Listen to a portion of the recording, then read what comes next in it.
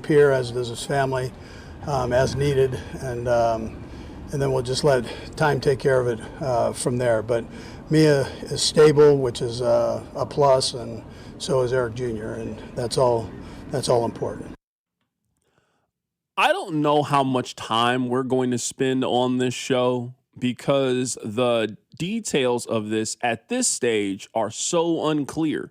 I understand our responsibility as a sports talk show to give you our opinion, but sometimes the best opinion to have is to say thoughts and prayers and wait for more information to come out. I don't know when Eric Bieniemy is coming back to the Kansas City Chiefs. I would guess, and this is pure speculation on my part, I didn't ask anybody yet. I haven't tried to dig around for this. I'm letting the situation play itself out. I would assume that he is not coming back to St. Joe. Now, will he be there for the start of the regular season? Let's see how his wife's condition is. Let's see how this case plays out. But I think it is very safe to assume that Eric Bieniemy will not be participating anymore in training camp. I hope that everybody is on the same page, at least when it comes to this. For something as serious as this, involving your wife, involving your children, and something very serious happening, Coach, take as much time as you need. So if that's 10 days, if that's 2 weeks, if that is until the start of the regular season, however long you think you need to go handle what you need to go handle to get yourself mentally, physically, emotionally ready to come back to work and be the best that you can at your job, go take all the time that is necessary. I have that opinion. I haven't asked Rob, but I imagine that Rob shares that opinion. I hope that is the opinion from everybody and how this should be handled by the Kansas City Chiefs. I want to play one more cut from Andy Reid, and then we'll hear what Nate Taylor had to say on this. Here is Andy Reid talking about who's going to step up while EB is out. Joe Blameyer is our pass game coordinator, and he'll be involved there, obviously, coordinate, and as heck is the run game coordinator. So we'll be able to keep it moving here. But the most important thing is that EB, when has an opportunity to spend some time there and take care of that business. That is the head coach of the Kansas City Chiefs, Andy Reid. One last cut here. We'll play on this. Here is Nate Taylor on the timeline being unclear of when Eric Bieniemy could return to Kansas City. We have no idea when Eric Bieniemy is going to be back with the team because from what I'm hearing, this could be a pretty significant road to recovery for Mia, who was, as wild as this is to say, accurately, she was shot multiple times by her own son. Do we think that there's a chance that Bieniemy just takes the year off? I don't know. At this point, I don't believe that anybody has the answers. I also don't know if the answers are present right now. This is much more serious than football. Is it a possibility that Eric Bieniemy could step down as the offensive coordinator and spend this year completely focused on his wife's health and situation? Of course it is. Is it possible that Eric Bieniemy is back in 3 weeks with the Kansas City Chiefs? Is it possible that he rejoins the team at some point in the regular season and assumes his role? I would just go under the guise that anything is possible right now. I don't know if we've ever had a situation like this one to discuss and what it potentially means for the football team, what it potentially means for their coaching staff. So, again, thoughts and prayers to Eric, thoughts and prayers to Mia, thoughts and prayers to their entire family as they try to work through what is a very, very serious ordeal.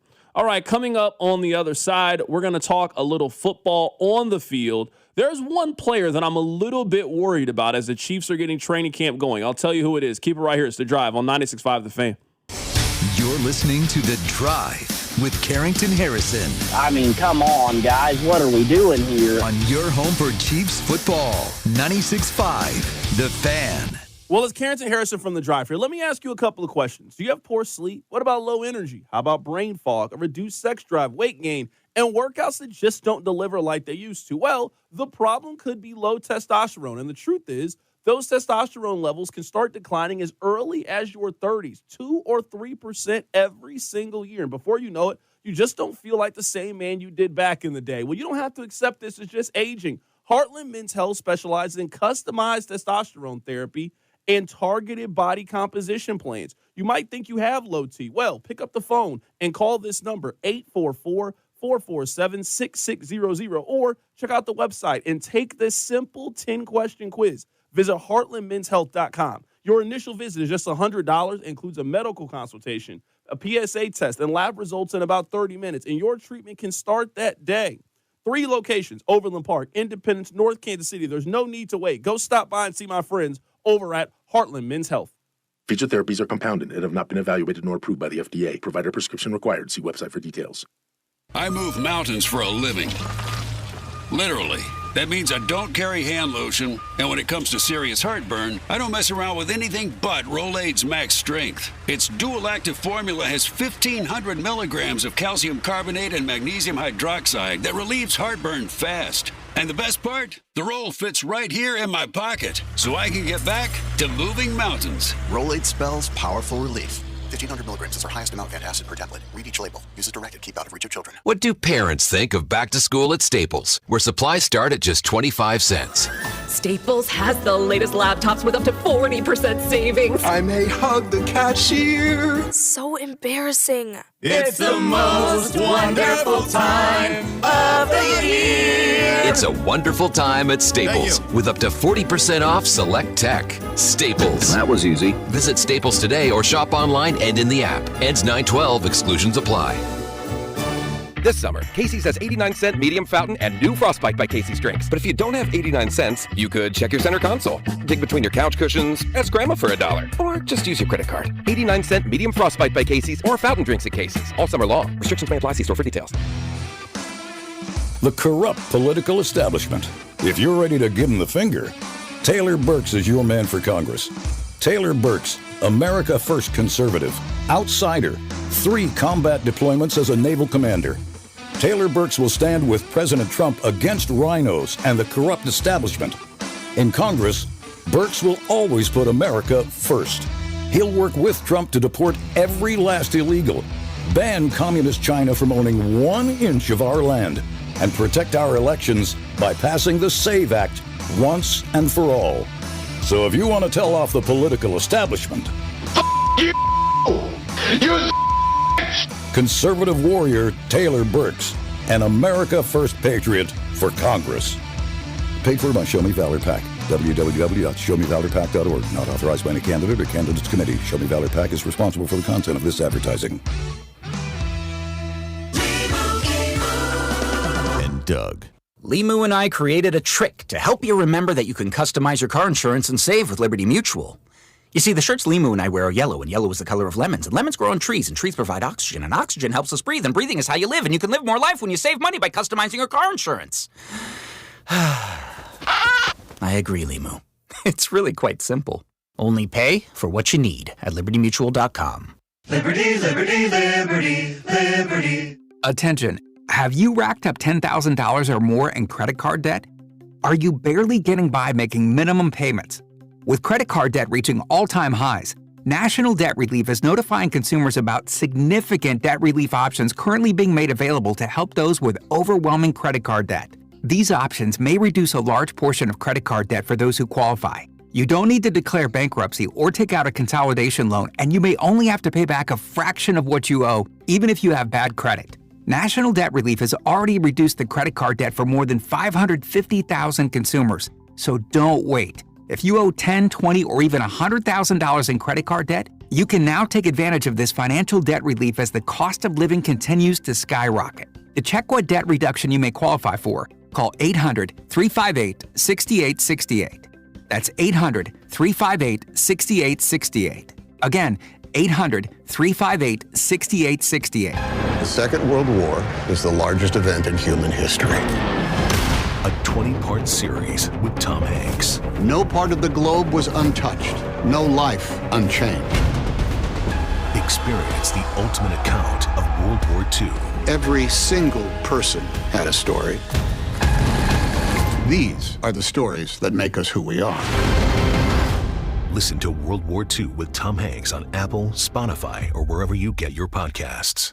You're listening to 96.5 The Fan from the DM Injury Law Studios. Mike's got this. Car, truck, or motorcycle wreck? Remember, Mike's got this. 816-888-7500. Mike's got this.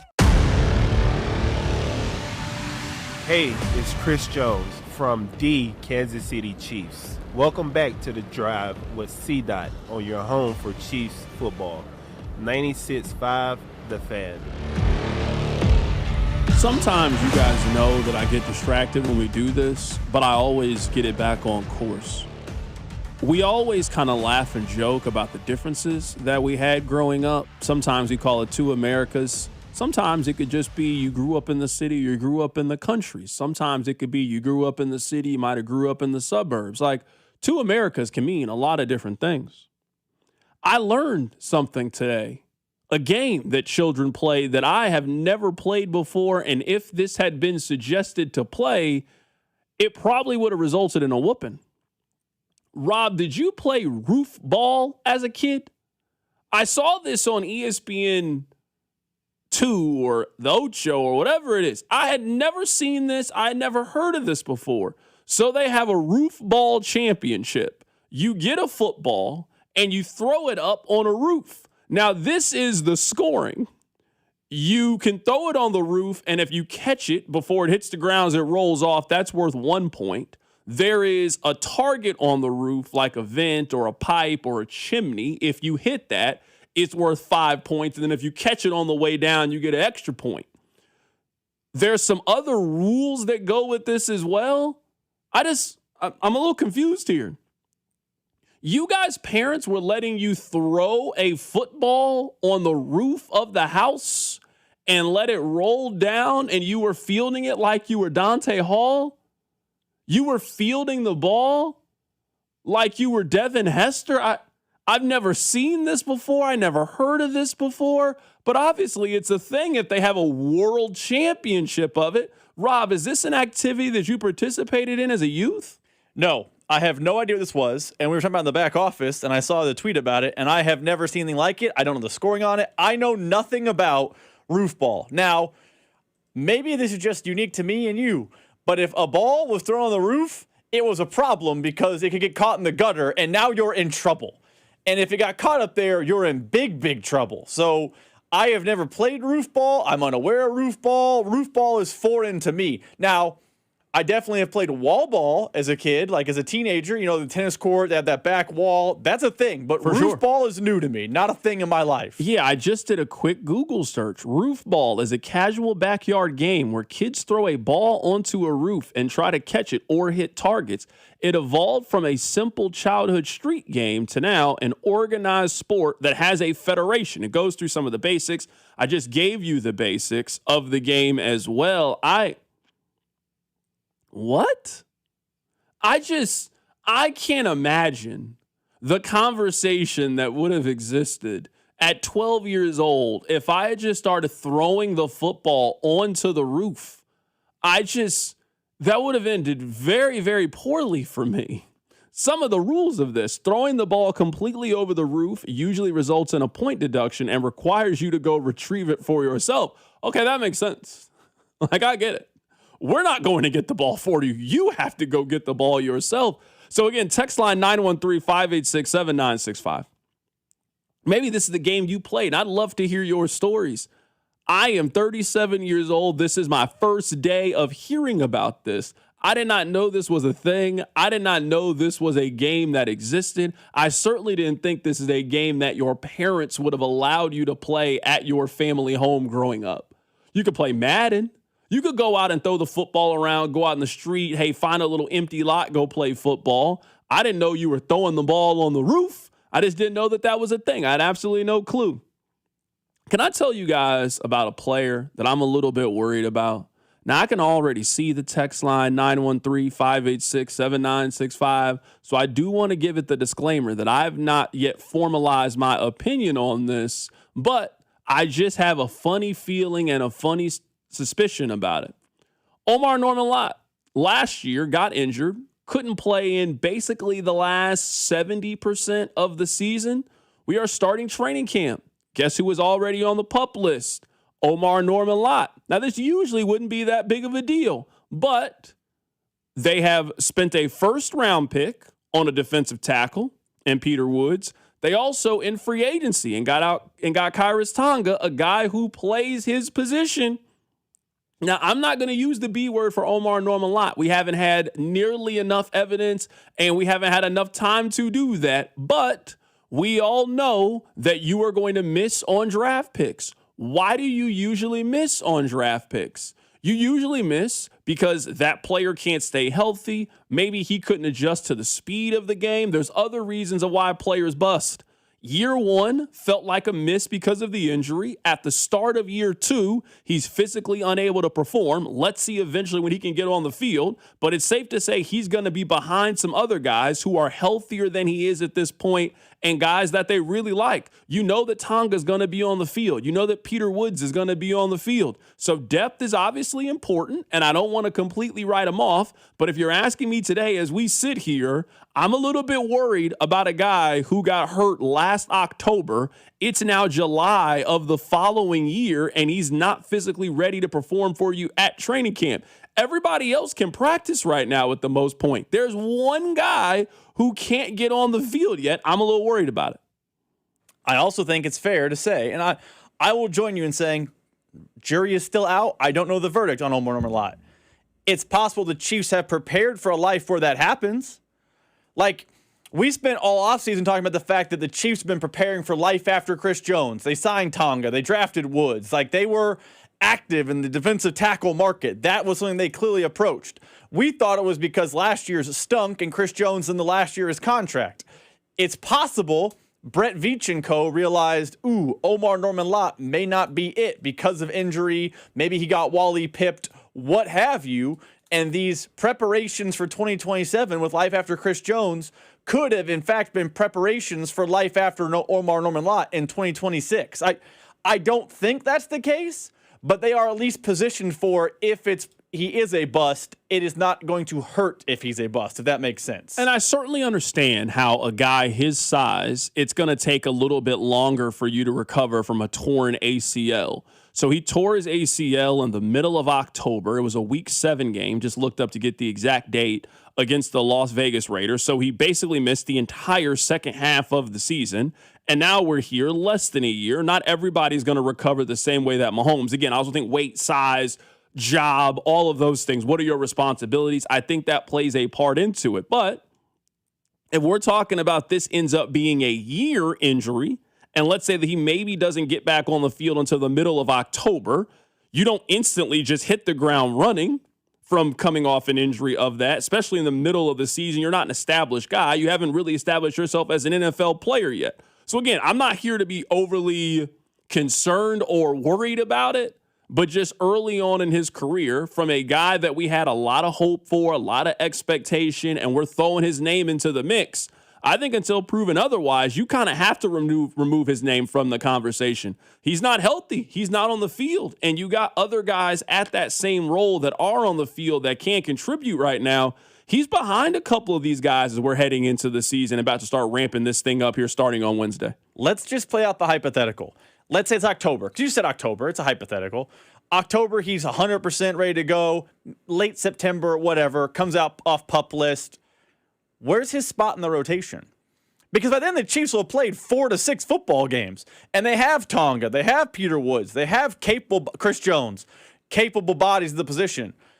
If I'm Omar Norman Lott, I am working as hard as possible, rehabbing and being ready, because I think if he's not on the field by the regular season, his spot in the rotation is going to be minimized at the very least. Like, you don't see Andy Reid guys hit the ground running in October, November and become like dogs by December. I think it's a chance that he goes on the IR to start the season and that he doesn't show up until week 6, possibly week 7, and that puts him out for basically a year. I think there's a chance that happens with him. I'd love to talk to a Dr. Chow about this or Aaron Borgman just to find out a little bit more about this. But I think there's a realistic possibility that he is just not going to participate in the preseason. He's not going to participate in training camp. You put him on the IR. We've mentioned this about PUP. I'll say it again for those that don't know the PUP rules. If you start on PUP, they can remove you at any time and you can just practice.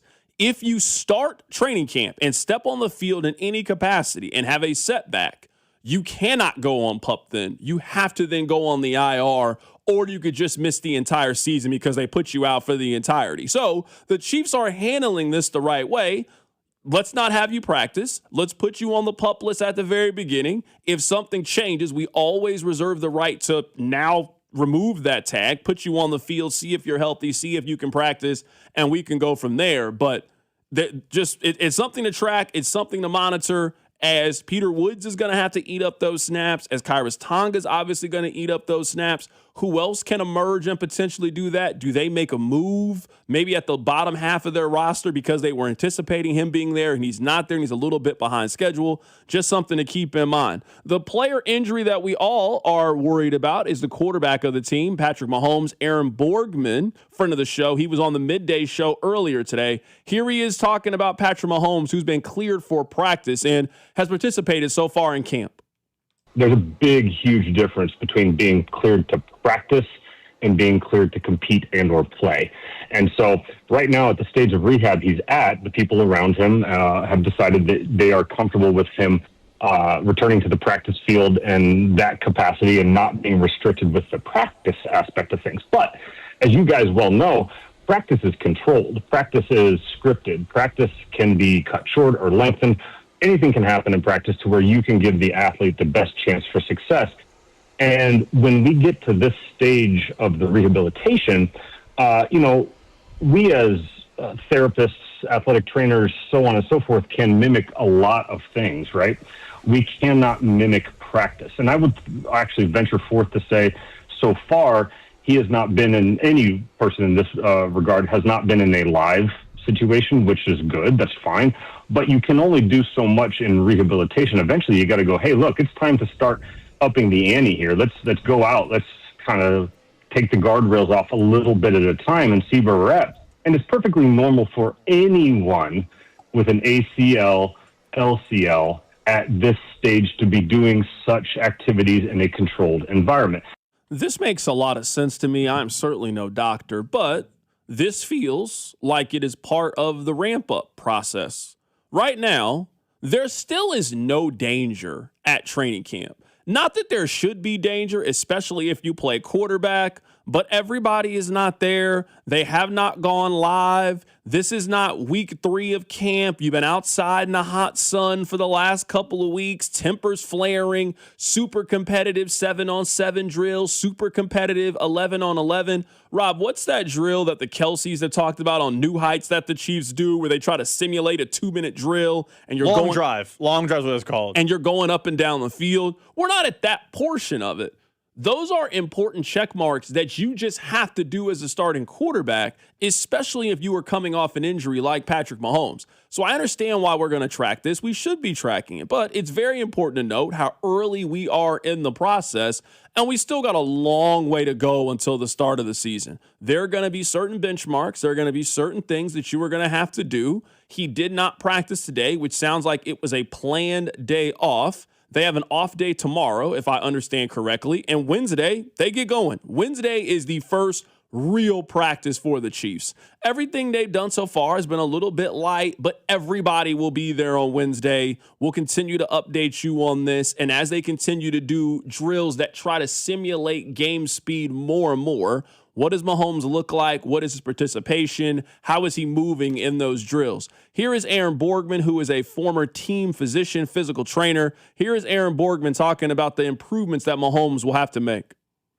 Typically, you don't ever see these big, giant leaps in progress, right? You see day to day. I tell people all the time, if you had a stock portfolio and you saw 1% improvement every day, you'd be really happy with that, right? The human body's kind of like that too. And so, look, if you see progress every day, now what they're going to do is they're going to grade.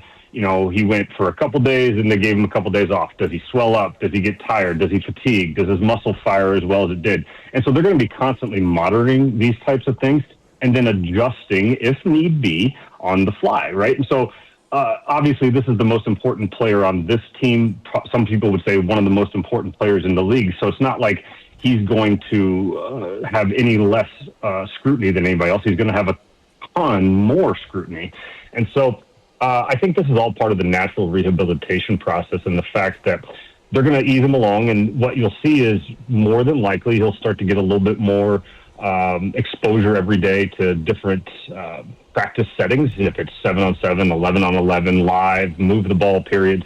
And you'll be able to tell by watching, are they, integrating more dynamic stuff in his thing, or is it all going to be dropped back, And so kind of reading the tea leaves, you can kind of forecast where they think he's at. That is Aaron Borgman. He is a former team physician, physical therapist, physical trainer. He was on Cody and Gold earlier. We'll hear from Nate Taylor here coming up in a bit.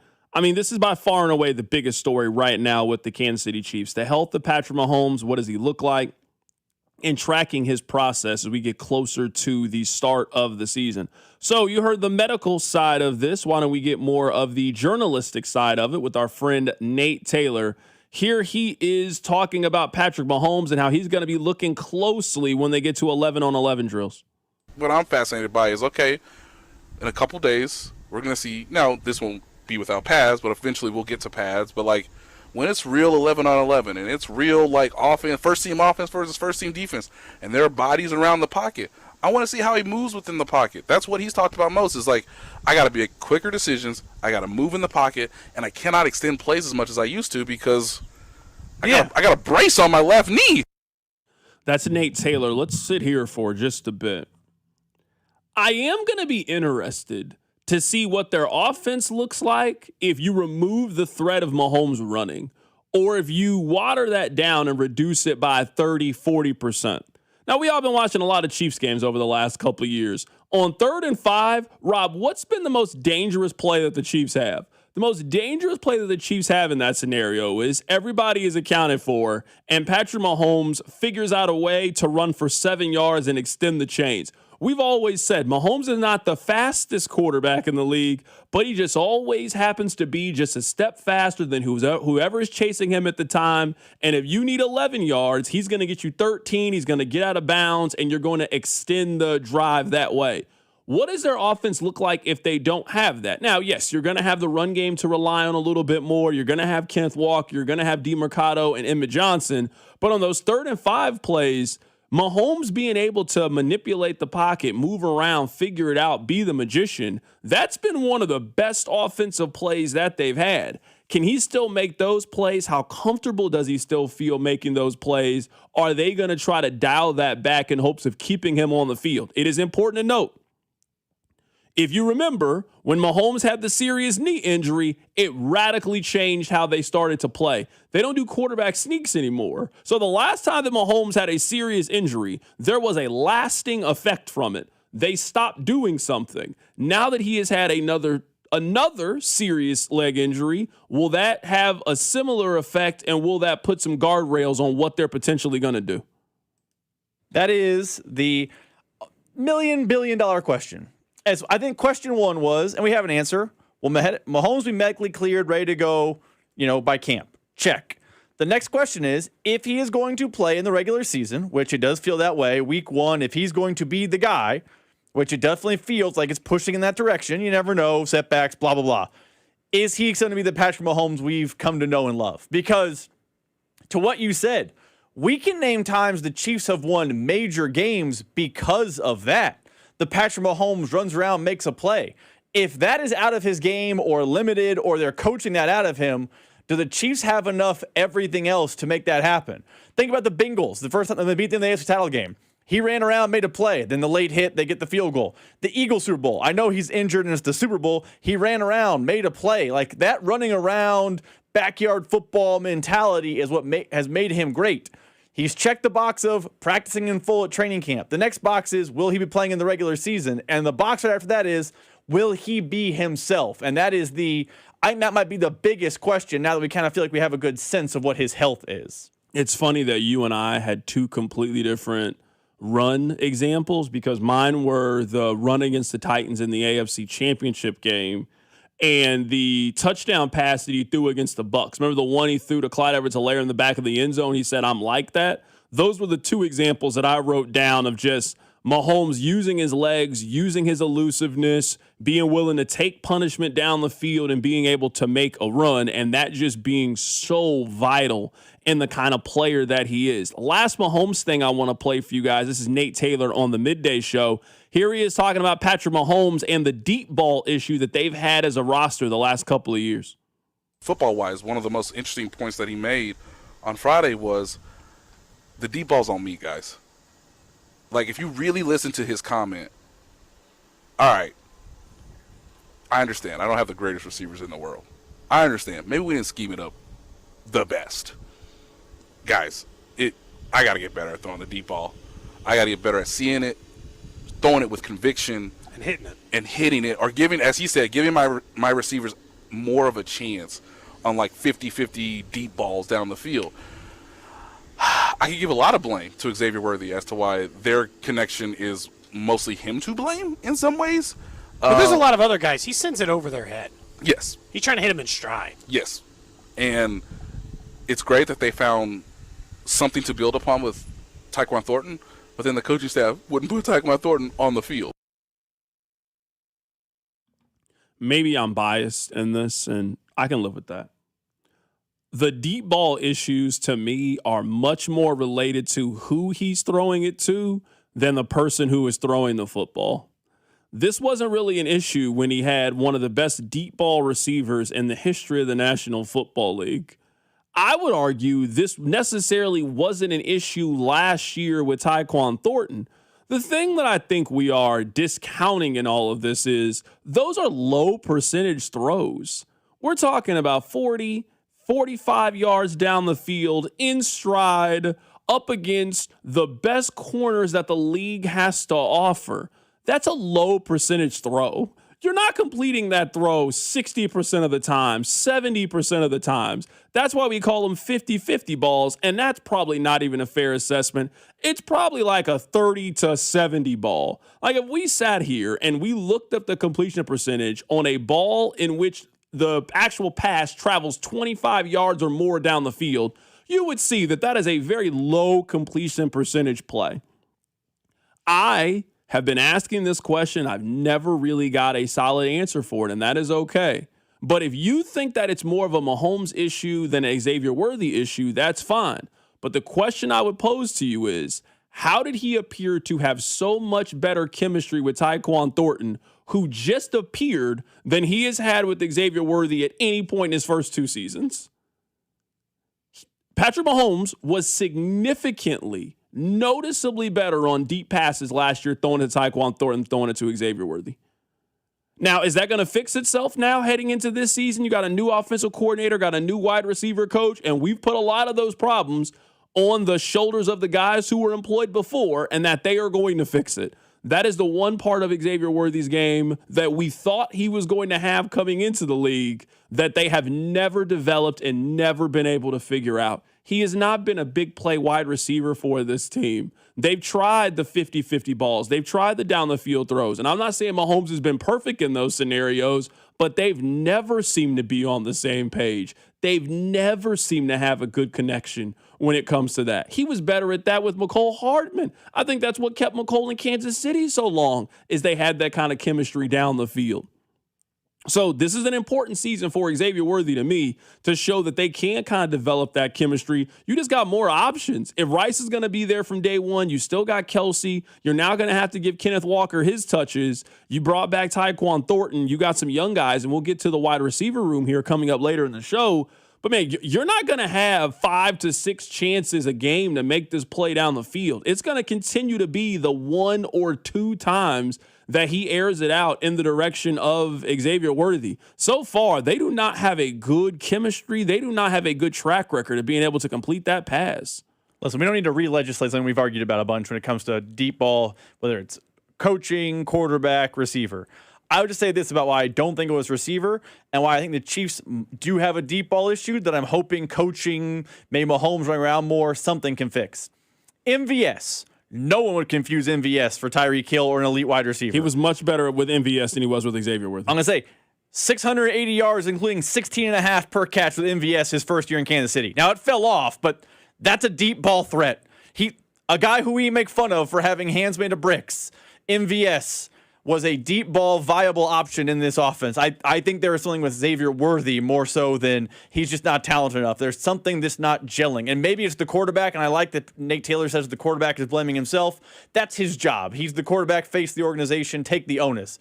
But something is wrong with the deep balls, and they need to figure out what that is. Rob, you know how sometimes on this show we talk about movies? You know how sometimes we dabble into music? The next topic we are going to discuss, it covers both of those. I'll explain. Keep it right here. It's The Drive. The Drive with Carrington Harrison on Kansas City's only FM sports station, 96.5 The Fan. You don't have to carry everything on your own. Whether you're dealing with stress, anxiety, depression, substance use, or thoughts of suicide, talking to someone can help. And help is available 24/7 through the 988 Suicide and Crisis Lifeline. You can call or text 988 anytime to connect with a trained mental health professional. 988 is free, confidential, easy to remember, and available anytime, anywhere, to anyone. Call or text the 988 Suicide and Crisis Lifeline. No judgment, just help. I move mountains for a living. Literally. That means I don't carry hand lotion, and when it comes to serious heartburn, I don't mess around with anything but Rolaids Max Strength. Its dual-active formula has 1,500 milligrams of calcium carbonate and magnesium hydroxide that relieves heartburn fast. And the best part? The roll fits right here in my pocket, so I can get back to moving mountains. Rolaids spells powerful relief. 1,500 milligrams is our highest amount of antacid per tablet. Read each label. Use as directed. Keep out of reach of children. What do parents think of back to school at Staples, where supplies start at just 25 cents? Staples has the latest laptops with up to 40% savings. I may hug the cashier. So embarrassing. It's the most wonderful time of the year. It's a wonderful time at Staples with up to 40% off select tech. Staples. That was easy. Visit Staples today or shop online and in the app. Ends 9/12. Exclusions apply. Conservative, family man, author of The Bald Plan to Reduce Property Taxes. Listen to Scott Schwab. Property taxes are killing Kansans, but one day it hit me. BALD. BALD stands for Better Affordable Living by Decreasing Property Taxes. And it's the only detailed plan. Schwab's BALD plan means voter approval for property tax hikes, refunds for unfair assessments, and tax relief for seniors and working families. Listen to Scott Schwab. I'm focused on reducing taxes for Kansans. You should keep more. My BALD plan makes sure of it. When I'm governor, we'll get it done. Finally, a governor with a good head on his shoulders. Author of the BALD Plan to Decrease Property Taxes. Conservative Republican Scott Schwab for governor. Visit scottschwab.com/bald to learn more. Paid for by Schwab for Governor, Jim Felter, Treasurer. We all hear the radio ads about the IRS. They tell you to be afraid, to be scared, and they try to frighten you into calling. I'm not here to do that. Tax Relief Advocates is different. TRA is here to tell you that if you owe money to the IRS, whether it's $5,000, $50,000, or $500,000, we have a solution. It doesn't matter if you're sitting in your car, at work, or with your kids. No matter where you are, call now. 800-575-9834. Don't lose hope. TRA can eliminate or reduce what you owe to the IRS. Generous programs are now available that can give you a fresh start. Our passion is taxes and helping individuals fix their IRS problems. We have over 1,000 5-star reviews on Google and an A+ with the Better Business Bureau. You don't need to be afraid of the IRS any longer. End your tax nightmare today by visiting us online at TRA.com or call 800-575-9834. That's 800-575-9834. Tax Relief Advocates. Real solutions for real people. The success you've had in life matters. The late nights, the extra shifts, the moments you've stood up and said, I've got this.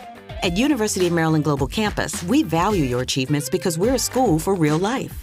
With UMGC, you can earn up to 90 credits toward a bachelor's for prior learning and relevant life and work experience, or transfer up to 12 credits toward a master's.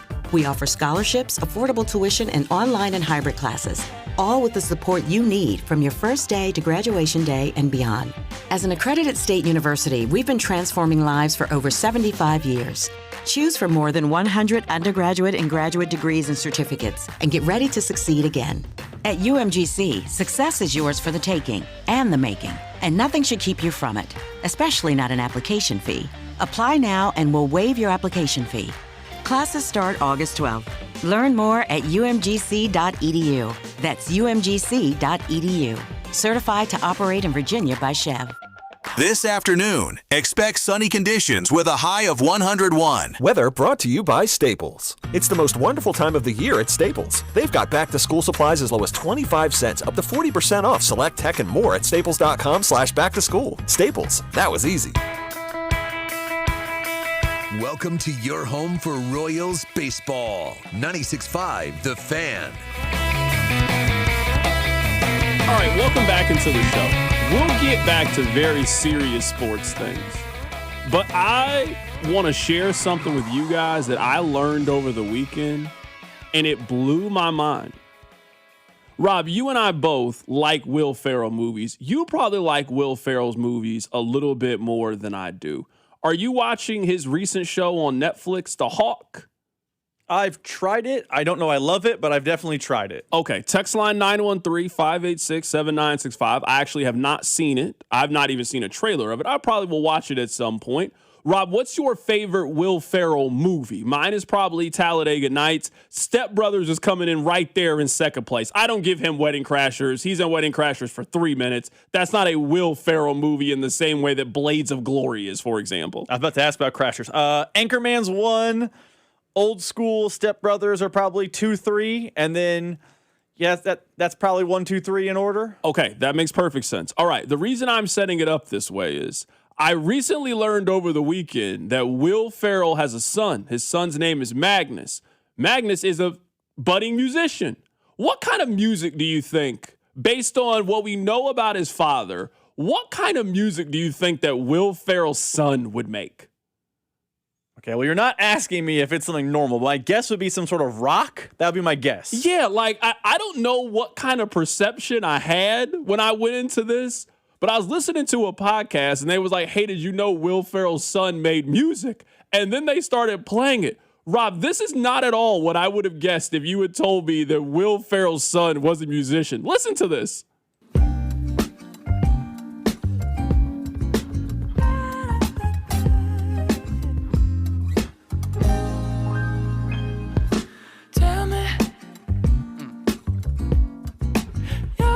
You would have never guessed that Will Ferrell's son was Robin Thicke. You would have never guessed this. This sounds like Sunday you're like cleaning up your apartment kind of music. I would have literally never guessed this. You would have never guessed that Will Ferrell's kid made this kind of music. You would have gave me 1,000 guesses. I would have never guessed that his son made neo soul music. No, I wouldn't have guessed this. It blew my mind when I heard this. I then went on his YouTube page. I was listening to it. I was getting a little groove to it when I heard this. Couldn't believe my ears when I heard this. That actually wasn't bad. That's what I went into it thinking, oh, Will Ferrell's son makes music. It's going to be terrible. But that actually wasn't that bad. If you were somewhere and they had live music playing and that's the music that they started playing in the back, you'd be kind of happy. You'd be like, oh, this guy's kind of good. It shocked me, stunned. It was so good I had to share it with you guys. Couldn't believe it. Text line says it perfectly. Big yacht rock vibes. Like that's, if you're like on a patio, like on a Friday night having a cocktail, it's, maybe not tonight, it's 172 degrees, but you know what? That's not bad at all. I don't hate that. I know, because a lot of times when you hear famous person's kids doing something, you automatically think it's just going to be trash. Mm-hmm. You know what I mean? You just assume it's not going to be good, and they're just making the name off of who their pops or their mom is. That was good music. I would listen to that. I would definitely listen to that. I'd be riding around in the car like that. You got a little shorty with you. You listening to a little Magnus Ferrell. So you're telling me you heard Magnus Ferrell and immediately thought, Nepo baby, no talent. That's what I thought. I'm serious. I had no clue. Somebody said it sounds like something you would play when you're on hold with customer service. Yes, I'm serious. I could not believe it when I heard this. You're not even mad when you're on hold when this music come on.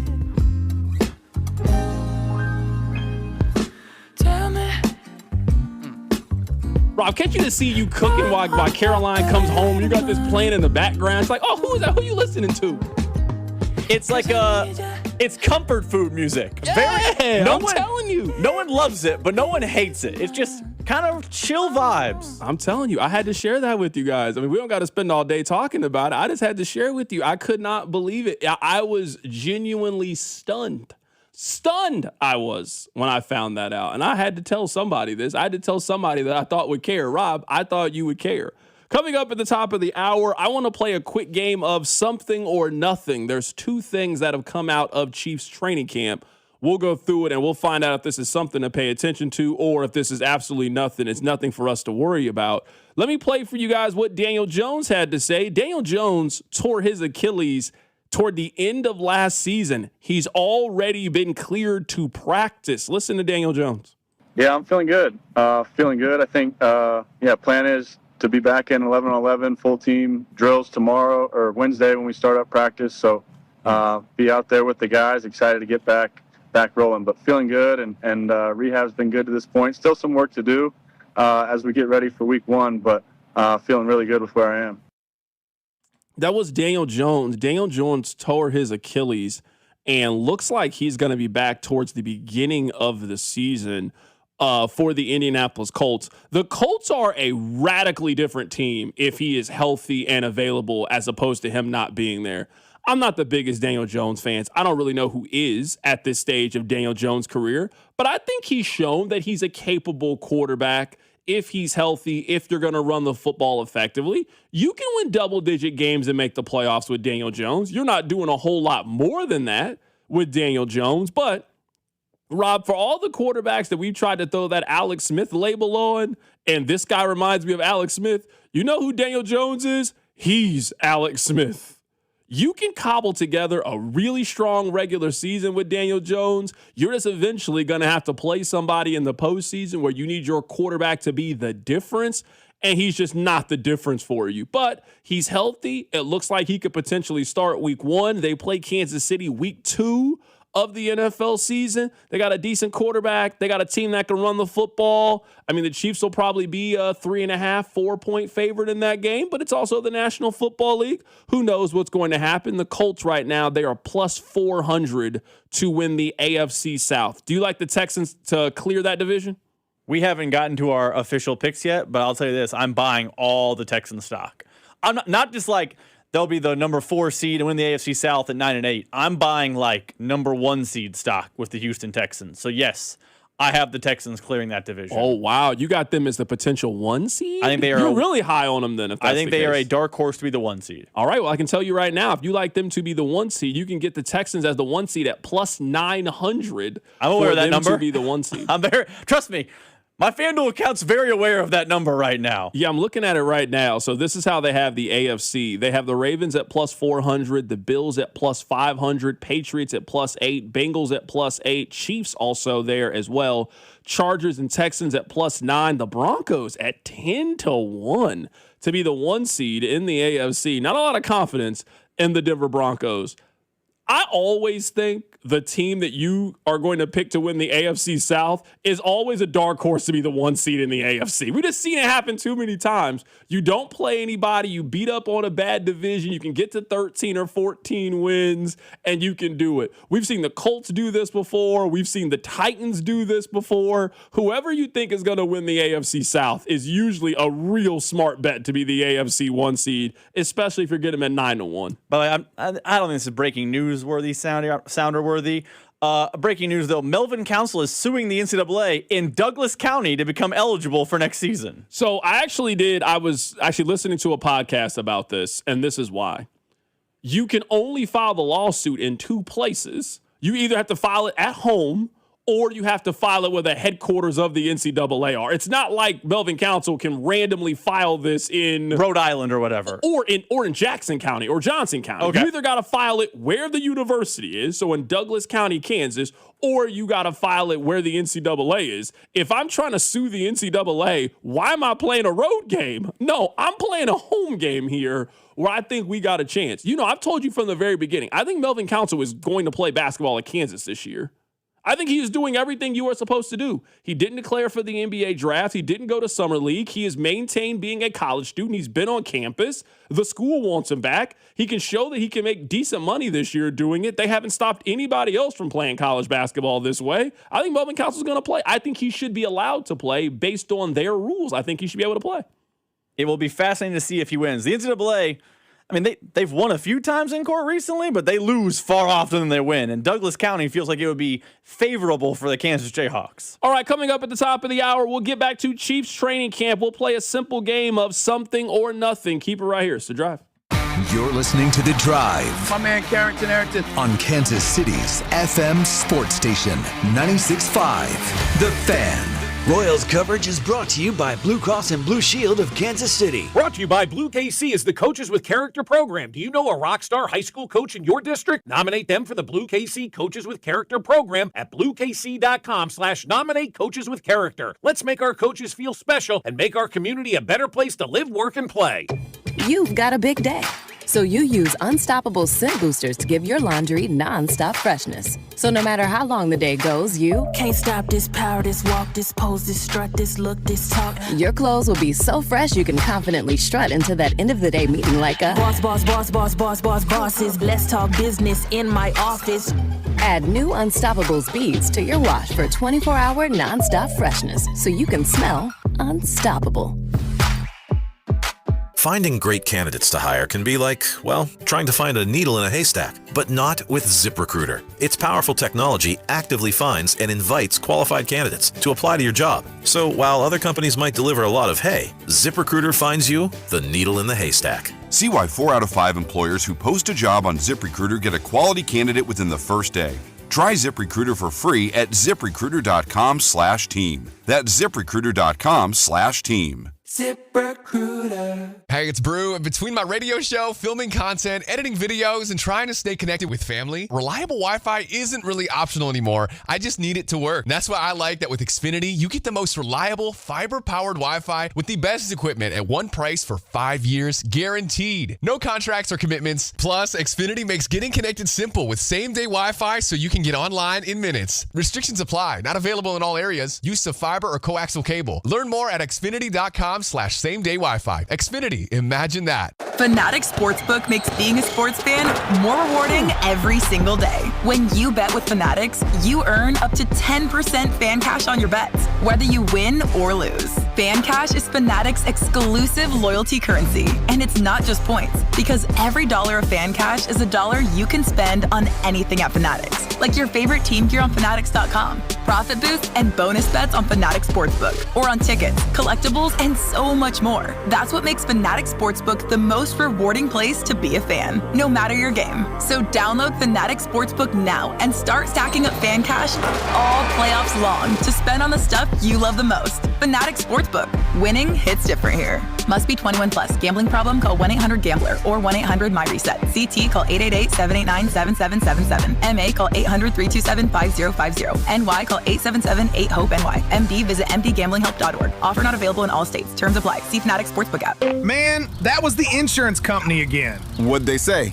They want another statement, more paperwork. They're telling me what my car's worth. Now they want all my medical records. Dude, why are you dealing with all that? Call the Car Crash Kings. One call and they deal with the insurance company for you. The calls, the paperwork, the negotiations. You just focus on getting better. Hurt in a car wreck? Don't do it yourself. Call the Car Crash Kings. It's what we do. The choice of a lawyer is an important decision and should not be based solely from advertisements. DQ presents Being a Miracle Maker. Making a difference in your community has never been easier because July 30th is Miracle Treat Day at DQ. You buy a Blizzard tree at participating locations and DQ will donate $1 or more to Children's Miracle Network to benefit your local children's hospital. So on July 30th, buy a Blizzard tree and be a miracle maker, a blizzard eating hero, doing their part on Miracle Treat Day. July 30th, DQ. Happy tastes good. The world's biggest soccer tournament has arrived, and you can trade the entire tournament on Kalshi. On Kalshi, you can trade every match from the opening rounds all the way to the final. Last week, Spain was trading at 17% to win it all, meaning a $100 trade could pay out $572 if they win soccer's biggest prize. Want to know what they're at today? Check Kalshi. On Kalshi, you're trading against other people in a live market. For a limited time, download the Kalshi app and use code PITCH to get a $10 credit when you trade $10. KALSHI Kalshi. Trade on anything. 18 plus only. Must be present in state where it is legal to trade. Event contract trading involves risk and may not be suitable for all investors. Prices, value, and available markets may differ from those mentioned. $10 free credit with no expiration. Restrictions and eligibility requirements apply. For more information, see Kalshi.com/regulatory.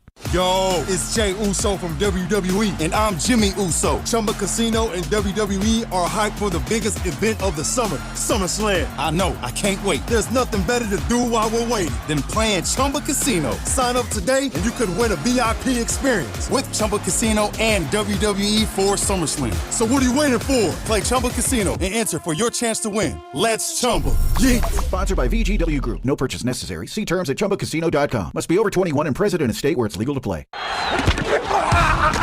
Tune in to Cody and Gold starting at 10 as they broadcast live from Chiefs training camp with exclusive one-on-one interviews and real-time updates from practice. This is your home for Chiefs football. 96.5 The Fan, KFNC FM and AM, HD1 and HD2 Kansas City, an Odyssey sports station.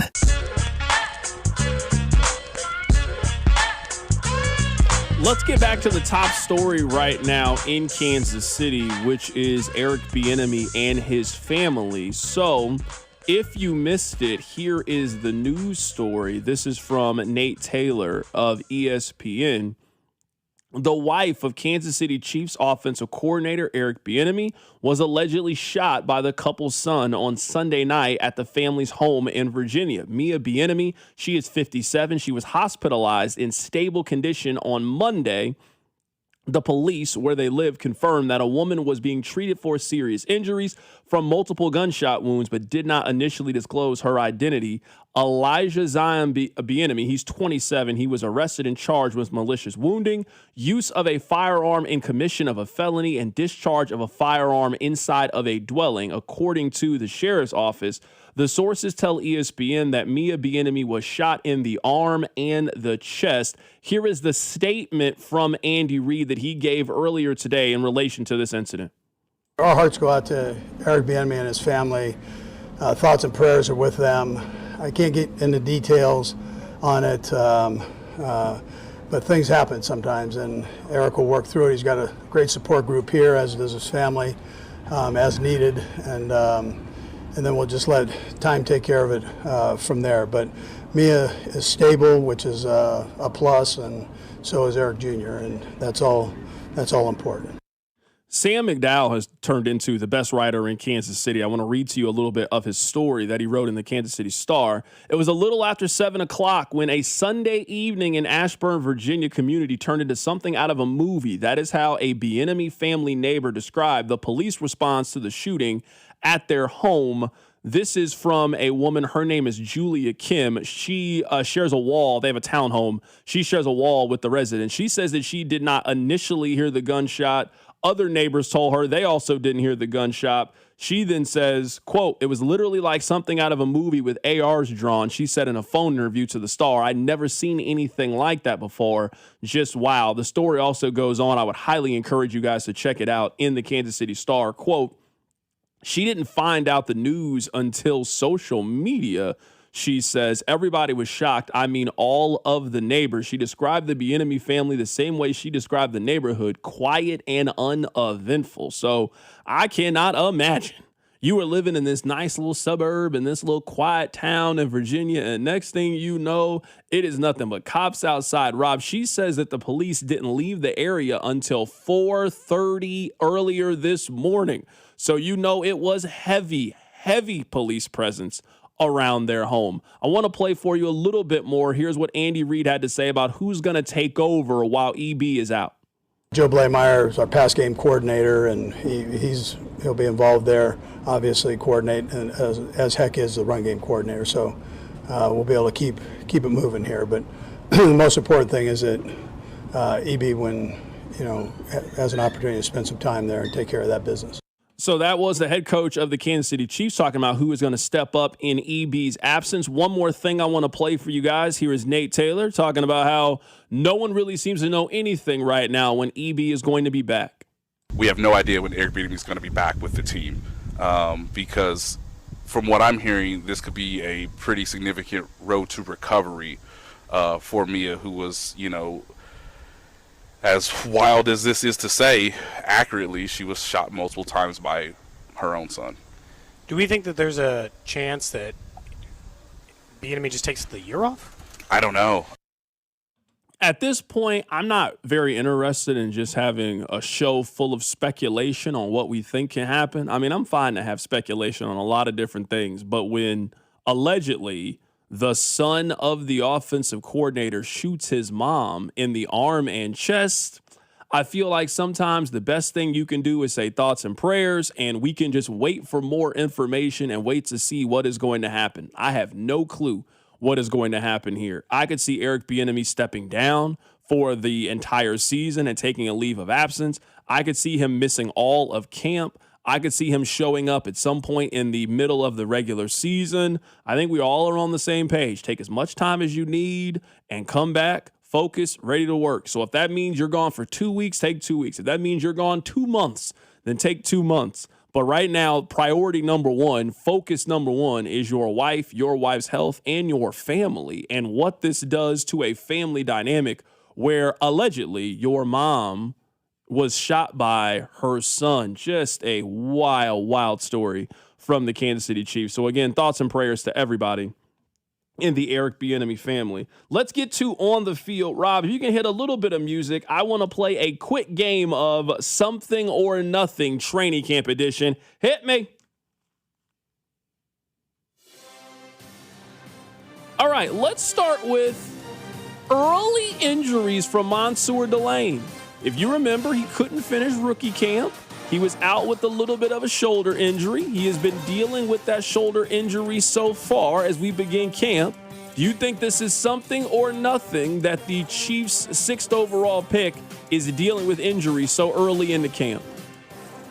I'm going to say nothing because the Chiefs are downplaying this, and you haven't seen a big reporter like a Nate Taylor say it's something. You haven't seen an Adam Schefter, Ian Rappaport pick up on it.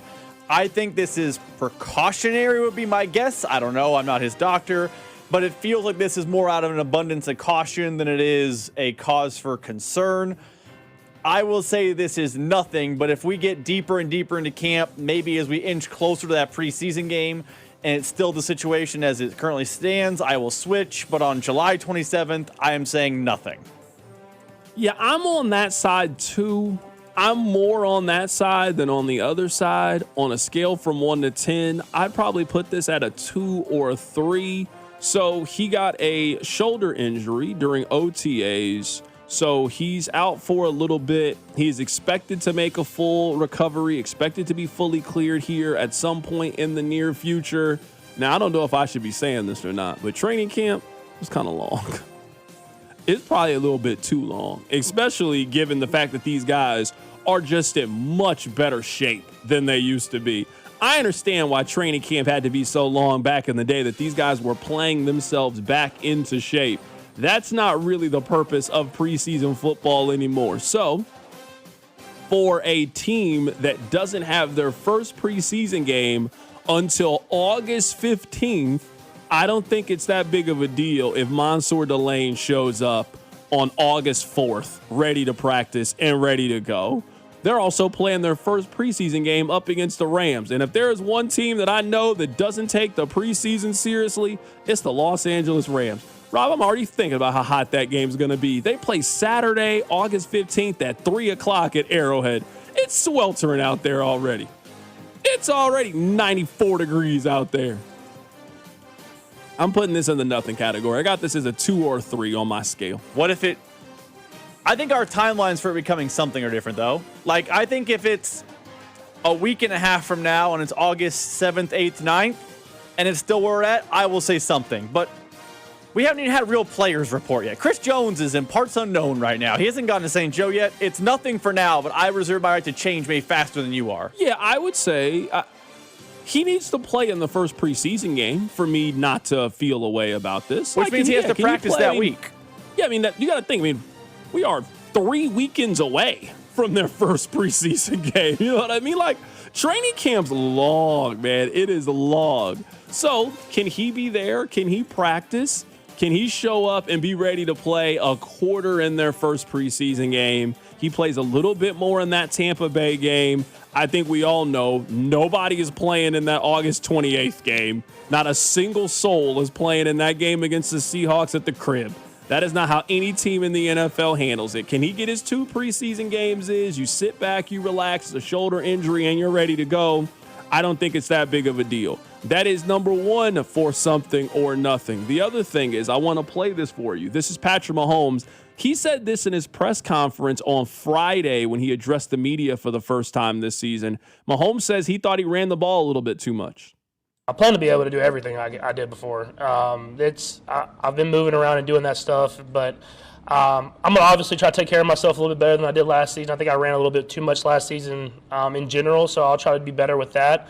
And then if all else fails, just give it to K9 and let him just go out there and work. So that was Patrick Mahomes as he met with the media on Friday.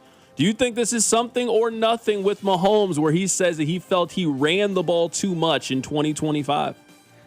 I think the answer is both. It's both something and nothing. I think it's nothing in the fact that, did he become a runner too often? I mean, maybe, but I feel like who cares? I don't think he was running like Lamar Jackson. They weren't running design runs. It was running around making plays. I think it's something in the fact that, and we talked about this in the last hour, when Patrick Mahomes is great, he is running around making plays. Don't get me wrong. Making plays in the pocket, he's totally capable. He's great at that too. But I'm talking it's 3rd and 6. There's pressure. He's got to wheel around and make a first down. One of your favorite Mahomes plays of all time is his running around. Now, he didn't run the ball, but it's the Chris Conley pass in the corner. So I think it's something that he kind of has to readjust who he is. But I don't think it's like a cause for alarm that he's not going to be a runner as much, or he doesn't believe he's a runner as much in 2026. I'm going to say this is something. The last time that Patrick Mahomes had fewer than 50 rush attempts in a season was back in 2019. He is usually a guy that takes off somewhere between 55 to 65 times a year. My prediction is going to be that we see a noticeable drop in rush attempts this season. Last year, he had 64 rush attempts. I think he's going to be somewhere closer to 35 to 40, which is just a noticeable difference. Now, some of that is going to be he's not going to have to run out of necessity nearly as much this year as they needed him to last year. I also think it's just going to be more just coaching and beating him into his head. Throw the ball out of bounds. Live to play another down. Let's keep you upright. Let's live to play another down. I think when we have this conversation in 3 months, when we have this conversation in 5 months and we're going through the numbers, I think it will be noticeable that Patrick Mahomes takes off and runs less. Last year, he averaged 30 rushing yards a game for them last season. That's a substantial number for a guy like Patrick Mahomes, who you don't see as a traditional runner. And you're right, they don't really call a lot of those run plays for him. I think we are going to see a noticeable dip. I mean, like 30, 40% less running, less productivity in the run game. And you're just hoping that you make up that production with Mahomes running less, that you are giving more workload to DeMercado, Kenneth Walker, and also Emmett Johnson as those guys get into the offense. All right, my name is Carrington Harrison. Happy to be here. Coming up in about an hour or so, Jungle Law is going to be in studio. I am told that he is bringing the monkey. Now, I do not know if he's bringing the monkey, but that's what I was told. I was told that the monkey is going to be live in studio. We're going to have the stream up. We're going to ask him questions. Where do you even buy a monkey from? I have so many questions to ask him whenever he gets here. Really excited about it. Let's keep our training camp conversations going. There are 2 positional battles, that I'm keeping my eye on. I'll tell you the 2. Keep it right here, Mr. Drive. Your home for all things Chiefs football and Royals baseball. I'm a professional complainer. Is The Drive with Carrington Harrison on 96.5 The Fan. You're listening to 96.5 The Fan from the DM Injury Law Studios. Mike's got this. Car, truck, or motorcycle wreck? Remember, Mike's got this. 816-888-7500. Mike's got this. Let me tell you guys about my friends over at Gates Barbecue. Did you know that this year Gates is celebrating their 80th anniversary? They're not one of these barbecue restaurants, fly by night, just pop up, trendy. No, we're talking about a Kansas City staple. We're talking about when you come in town for a world-class soccer event or a football game, or you just want to see some of the sights and sounds of the city. Gates is one of the places that you need to be stopping at, and I'm happy to be telling you about them. 5 locations around town. Rob, if you're the one doing the run around, you can always run into Gates Barbecue. Get yourself a small party tray. Get yourself a large party tray. Get yourself some of the classic sides. Get yourself the burnt E-Mac. Get yourself the fries and have them put the seasoning on it. Absolutely fantastic. Now, let me tell you this. I've been trying to eat a little bit differently. I've been trying to cook at home more. I got to have that Gates seasoning. I'm using it almost every single meal that I put together. I'm putting it in the rice when I'm making rice with the rice cooker. I'm putting it in my breakfast. I'm making it for dinner. So make sure you get some of that Gates seasoning. I know some of you like to grill on your own. That is not an activity that I participate in, but I like watching you grill. Make sure you have some of that barbecue sauce the next time you are throwing something on the grill as well. No matter what your barbecue needs are, please make sure they include Gates Barbecue. What's up, guys? It's Drew. Look, let's be real for a second. When it comes to performance, good just isn't good enough, just like the teams that we cheer for. And that's exactly why Blue Chew raised the bar for you. Introducing Blue Chew Gold, the revolutionary 4-in-1 upgrade that targets both your brain and your body. Blue Chew Gold dissolves right under your tongue and starts working in as little as 15 minutes. So there's less waiting, more confidence, and a whole new level of readiness. And I've told you before, confidence is key. You know it the same as I do. Get started today at BlueChew.com and see why millions of men trust Blue Chew. Now, with a gold standard upgrade that's changing the game for good. It's not just about function anymore. It's about total performance, both physical and mental. They're turning bedroom performance into an Olympic sport, so go for gold. Make life easier by getting harder and discover your options at BlueChew.com. There's a special deal for you there. Get 10% off your first month of Blue Chew Gold with code KFNZ. That's promo code KFNZ. Visit BlueChew.com for more details and important safety info. And Doug. Hot dog! Get your hot dog!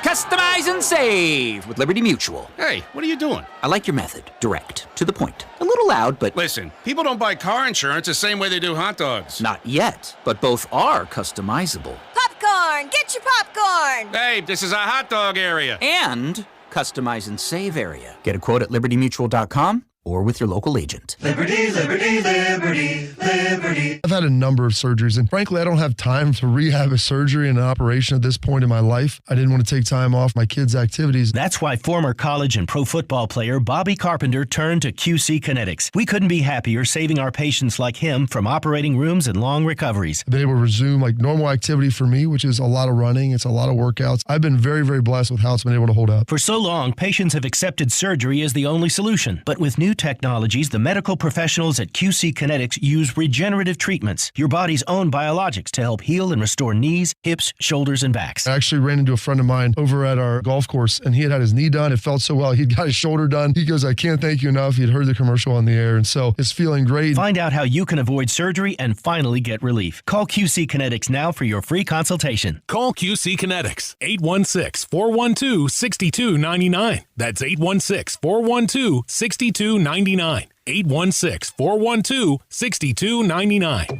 You've got a big day, so you use Unstoppable scent boosters to give your laundry non-stop freshness. So no matter how long the day goes, you can't stop this power, this walk, this pose, this strut, this look, this talk. Your clothes will be so fresh you can confidently strut into that end of the day meeting like a bosses. Let's talk business in my office. Add new Unstoppable beads to your wash for 24-hour non-stop freshness so you can smell unstoppable.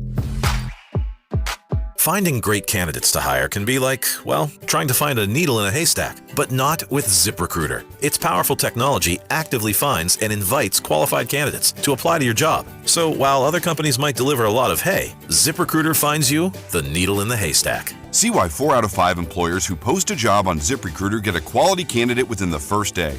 Try ZipRecruiter for free at ZipRecruiter.com/team. That's ZipRecruiter.com/team. ZipRecruiter. Hey, it's Brew. Between my radio show, filming content, editing videos, and trying to stay connected with family, reliable Wi-Fi isn't really optional anymore. I just need it to work. And that's why I like that with Xfinity, you get the most reliable, fiber-powered Wi-Fi with the best equipment at one price for 5 years, guaranteed. No contracts or commitments. Plus, Xfinity makes getting connected simple with same-day Wi-Fi so you can get online in minutes. Restrictions apply. Not available in all areas. Use of fiber or coaxial cable. Learn more at xfinity.com/same-day Wi-Fi. Xfinity. Imagine that. Here's your traffic report on 96.5 The Fan. Brought to you by SWL Injury Law, the Car Crash Kings. It's what they do. Visit SWLinjurylaw.com. Okay, slow down downtown, 70 eastbound, just past 35.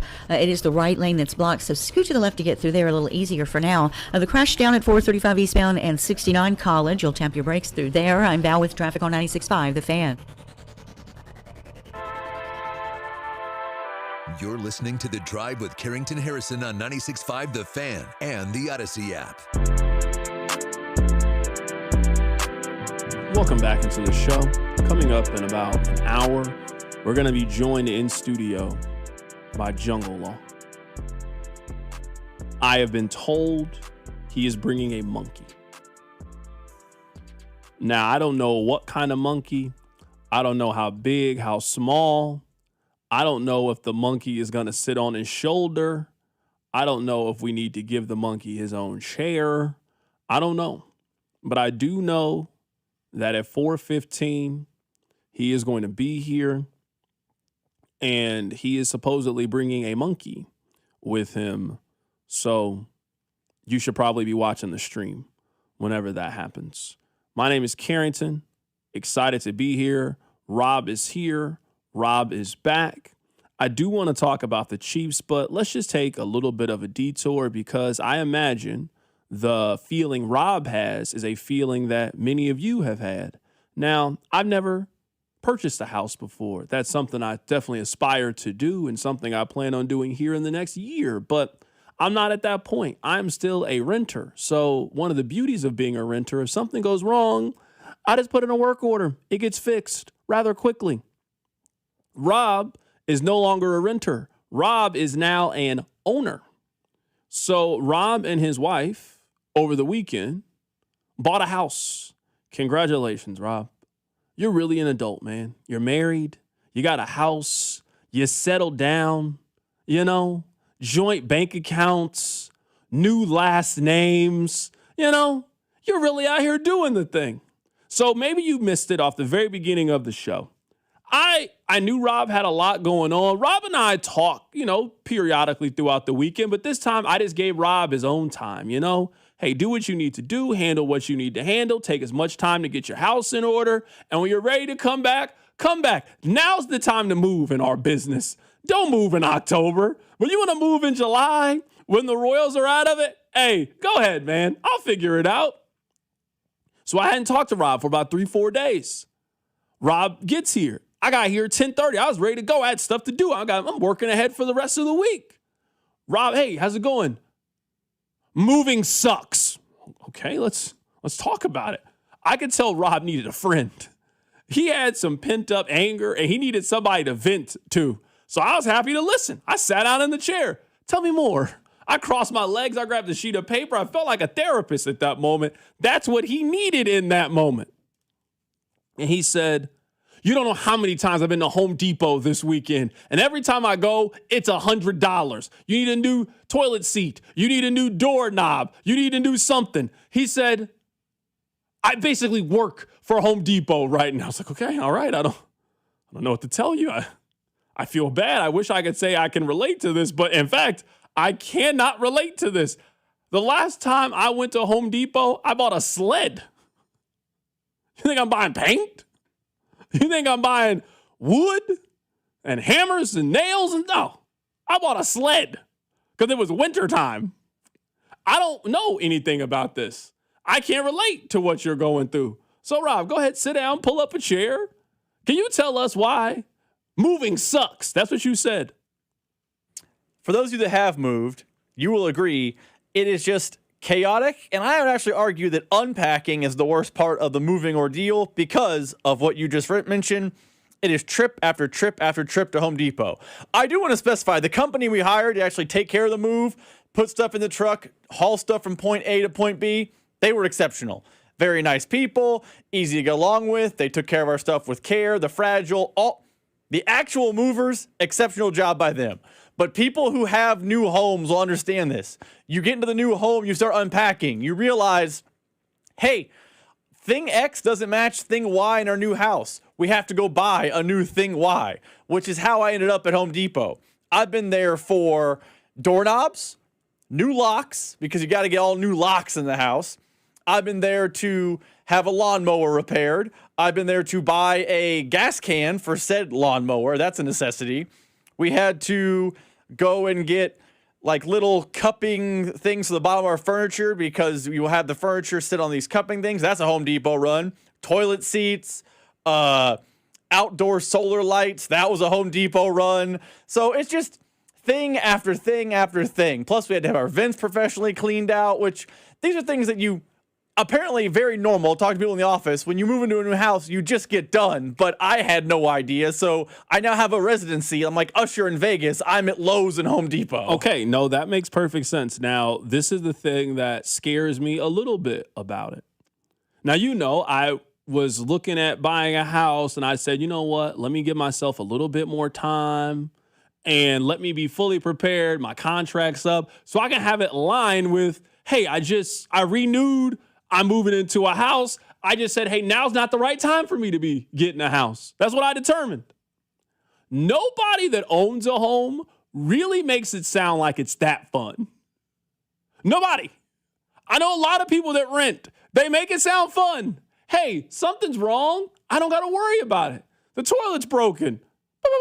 I call somebody. It gets fixed. The shower doesn't work. Call somebody. It gets fixed. That's what I have heard from people that rent. When I hear people that buy homes, a lot of it sounds like what you were talking about. It does not sound very fun to me. I understand the financial benefits of home equity. I get it. I get why people buy houses. I'm just telling you that buying a house, owning a house, having to upkeep and maintain the house, nothing about it sounds like an enjoyable experience. It sounds miserable. I will understand that, but I'll say this. As someone who then subsequently has sold a townhome to buy this home, the money is very nice when you sell. Like when you leave your apartment, you love your apartment's great. When you decide to make the home ownership, condo ownership, townhome ownership, whatever move, you're going to be doing it with whatever money you have already. I just took money from point A and put it into point B, and now I have a bigger, better home, a bigger mortgage too, but it's, hey, there's a little cash in my pocket now to do these sorts of things. For example, we had painters come last week. Now, that is an expensive ordeal. Painters also did a great job. I've never knew you had to have Text line about to judge you for not painting yourself. I hope you're ready 100%. For that. I am not Sherwin-Williams over here. I cannot paint my own home. They also are painting the ceilings. Come on now, that's not for me. No, I understand. Rob, you and I are the only two honest men that listen to this show. Because you see the text line the same way that I see. The text line changes their own oil. They're all master mechanics. They all built their homes from the ground up, poured the cement, built the foundation, worked 10 hours a week. That's the text line in every single situation. You and I I don't want to do that. I'm happy to pay somebody else to do these things. You think no, I don't want to do this. So you and I are on the same page. I also would have paid the painters. I would have done that. I understand there's like a line of demarcation, like some people will pay for X but not Y because they think they can do Y. There are some things I can survive in advance. There's a level of handiness I have around the house. Like I install the new locks on my home. I installed the new shower heads in my home. Those things I took care of. Painting a ceiling? No. Painting a kitchen? Cabinets? Not a chance in hell. Those are the things that I'm just going to pawn off on the people I pay to pawn off on, and they go do a good job. I'm with you. Text line 913-586-7965. Rob, did you hire movers or did you do the ask your brother and you're going to pay him in other place pizza that you got for free? I paid a company. Okay. Because they would come. That's the right way to handle it. They came, they took apart furniture, they put it back together at the new home. I have nothing but compliments about the moving company. I just didn't know that when you get into a new house, you have to do things like buy new toilet seats. No one warned me about that expenditure that was just looming on the horizon. Oh, now people on here, they killing me here. Text line 913-586-7965. Rob, if you ever want to replace your HVAC system, give me a call. That's what I'm dying. That's funny. I'm sorry. That was funny. Hey, take that guy's number down. You might need it. Is there anything, I don't know if we're allowed to do this or not. Is there anything that you could potentially need that right now, while we're having this conversation, someone on the text line could actually help you? I'm sure that somebody listens to this show, they paint homes for a living. I'm sure that somebody that listens to this show, they maybe are handy, they got a company, they can come by and help you. I'm assuming you need some help. So we're going to move on, but I'm just saying right now is the opportunity if you need something. Your garage door, what do you need? And we'll work with the text line to see if we can have somebody help you with this issue. I want to support. The good news is my in-laws used to work in the real estate world, so they have all the contacts, and they're doing a good job of giving me the contacts. I got companies on companies on companies. You know, I'm not just calling the first name that pops up on Google. I've been bidding stuff out, but I feel like I'm in a pretty good spot company-wise now. But I'm telling you, when you buy your house, you're going to think, I got this done, and then something's going to pop up. And also, maybe this is where you and me are different, because I don't care about this. We had to change all the doorknobs in the house because they weren't one uniform color. That didn't bother me, but it was bother. I know Caroline enough. That's the first thing she noticed. You were probably thinking about, man, we're going to put this TV ad. She was like, no, we got to get new doorknobs immediately. Someone says they work at Furniture Mall, so if you need something, to hit them up. I'd write that guy's number down. I'm just telling you right now, I'd write down the guy's number who works at Furniture Mall, because I'm just going to guess at some point, you're going to need a table. You're going to need patio furniture at some point. Will you take the guy's number down? Another guy said that he does concrete. Somebody else says he does gutters. Rob, that's the purpose of this right now. This guy says he does tree work. You need somebody to come outside and chop some trees for you? Tree work's going to be the next big project. Write this guy's number down. I'll write the guy's number down. Call him up. Text back in. Let us know where you work. Are you just like an independent contractor or you work with a company? Yeah, that stuff matters. Someone's coming over to the house to vibe on trees is not what I'm looking for. Yeah, that's what I'm saying. This guy right here, he's an electrician. This one guy said he'll haul off the scrap metal. Look, we're outsourcing all of the things. I want to make this home purchase. This is a little bit different. This is you and your wife. You bought this home together. You didn't move into somebody else's place and now you got to put your stuff there. You now do it together. So I'm excited for you. When are you going to have the housewarming party? Am I invited to this? I want to come. We have to have the paint. What project we still have left? We have paint still to do. By the way, we got paint the upstairs. I got to re-landscape the backyard. There's still some big ticket projects before it's housewarming time. Football season's a safe number. Okay, let me know. I'll be there. I'll come bearing gifts. I'll bring a gift for both of you. Usually I only get a gift for you and all of these things. And I love Caroline, but I normally only give you a gift. This time, I'll bring a gift for the family, for the Brentons. I'll bring something for both people. Someone says that his crew is willing to work for Chiefs tickets. I mean, who among us wouldn't want Chiefs tickets? You know what? For you, I'll put that call in for you. You're not going to go to your regular 3 games? You went to 3 games last year, didn't you? I went to 2. I went to the Lions game and I went to the Christmas game. Those are the first 2 games I've been to since COVID. I had not been to a Chiefs game in probably 5-6 years. But last year I went. I will probably go to 1 Chiefs game this year. But I'm saying is I'm willing to for the other time I know the Chiefs tickets will fall from the sky. Like, oh, hey, Carrington, you want to go to the Raiders game? No, I'm okay. I'm happy to offer those up right now that if you want to make an exchange of goods and services. And that could be a gift that I give to both of you. Hey, this person says they'll remove these trees. They just want 4 lower levels for the Chiefs game. I'm willing to do that for you. If the Chiefs season bottoms out, I think the company would hook me up with some Raiders tickets in January. Yeah, for sure. Once they go through the first 26 people on the, Rob would go to this game. 3/12, January 10th. Go get it. Yeah, no. For that game, you could probably stand on the sideline. You could be standing right next to Andy if you want to. All right, I got Jungle Law. He's going to be on the show coming up in about 45 minutes or so. Let me tell you about two positional values that I'm keeping an eye on. I don't think the Chiefs have a lot of positional battles right now. I don't think they have a lot. I think, for the most part, we know their team again.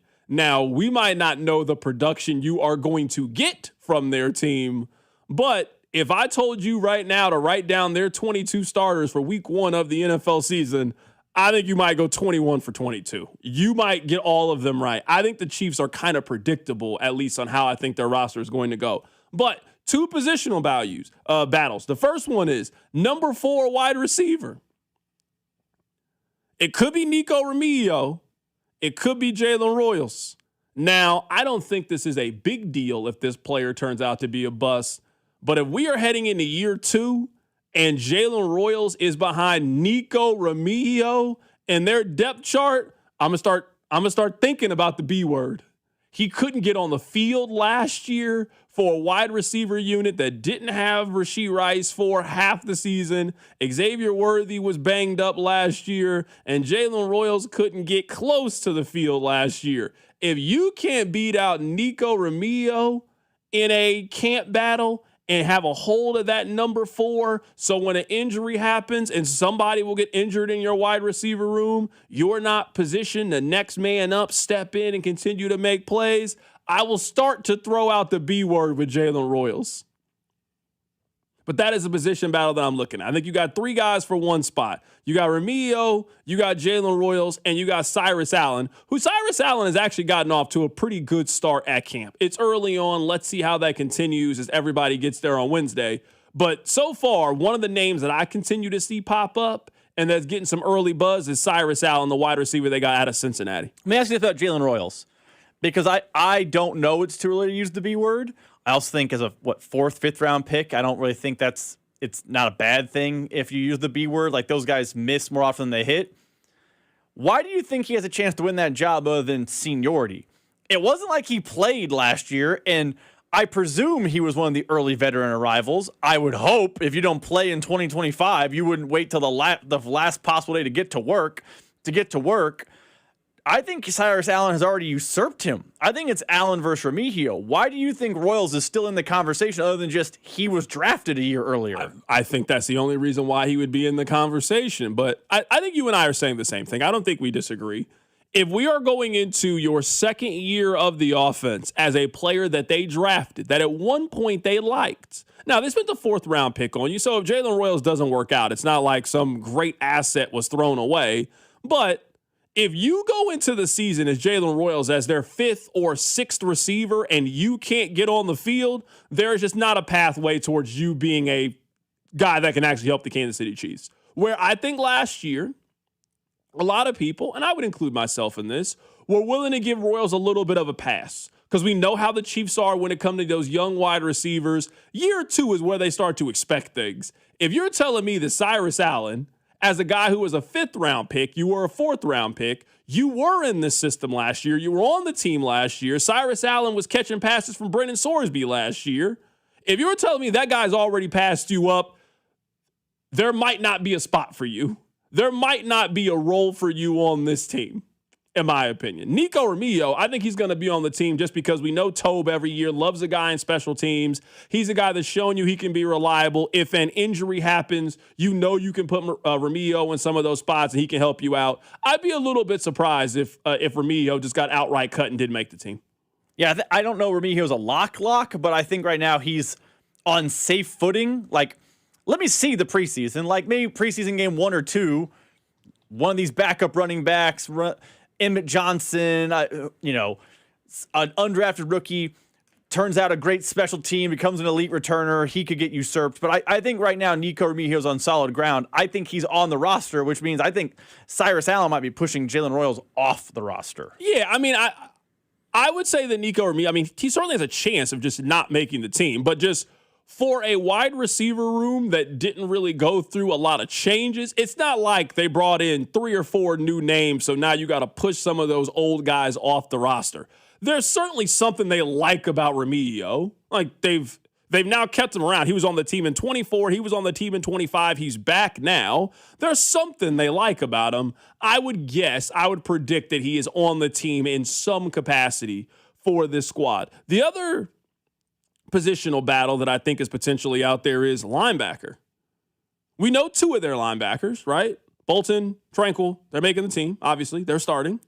And then you got Jeffrey Bassa and you got McDonald on the other end to try to figure out who that third linebacker is going to be. The other one's going to be used as a rotational guy. But if you were trying to look at positional groups right now in which you don't know who the starter is, I would say that other linebacker role between Bassa and McDonald, that's one of the few positional battles that they have on the team. There's not a whole lot of battles coming into camp. We have no reason to believe that Jalen Moore is in a battle right now for the starting right tackle job. I think he's our starting right tackle. Something changes, an injury happens, we can have that conversation. But right now, there's no reason to think that right tackle is up for grabs. Those are two positions right now that are up for grabs. Number 4 wide receiver, other starting linebacker. Those are the two right now that I feel pretty comfortable saying there is a true battle for. I agree with you at linebacker, and I know we're up against break. Let me ask you this. If Jeffrey Bassa doesn't win that job, is that cause for concern? Because they used a relatively early pick, I believe. Now, or maybe I wasn't an early pick. He was a pick that had a claim. He played at Oregon, all the stuff. There was thought that, he could be a good linebacker for this team. He didn't play much last year, special teamer only. They didn't really address linebacker at all via draft or in free agency. The thought is you're next up. If he doesn't win that job over a guy I've never heard of, is that any cause for concern for you? Why don't we hold this? Because I have that question about the entire draft class that they had last year.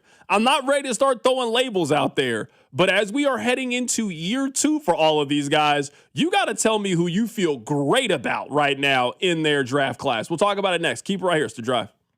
You're listening to The Drive with prominent Mizzou fan Carrington Harrison.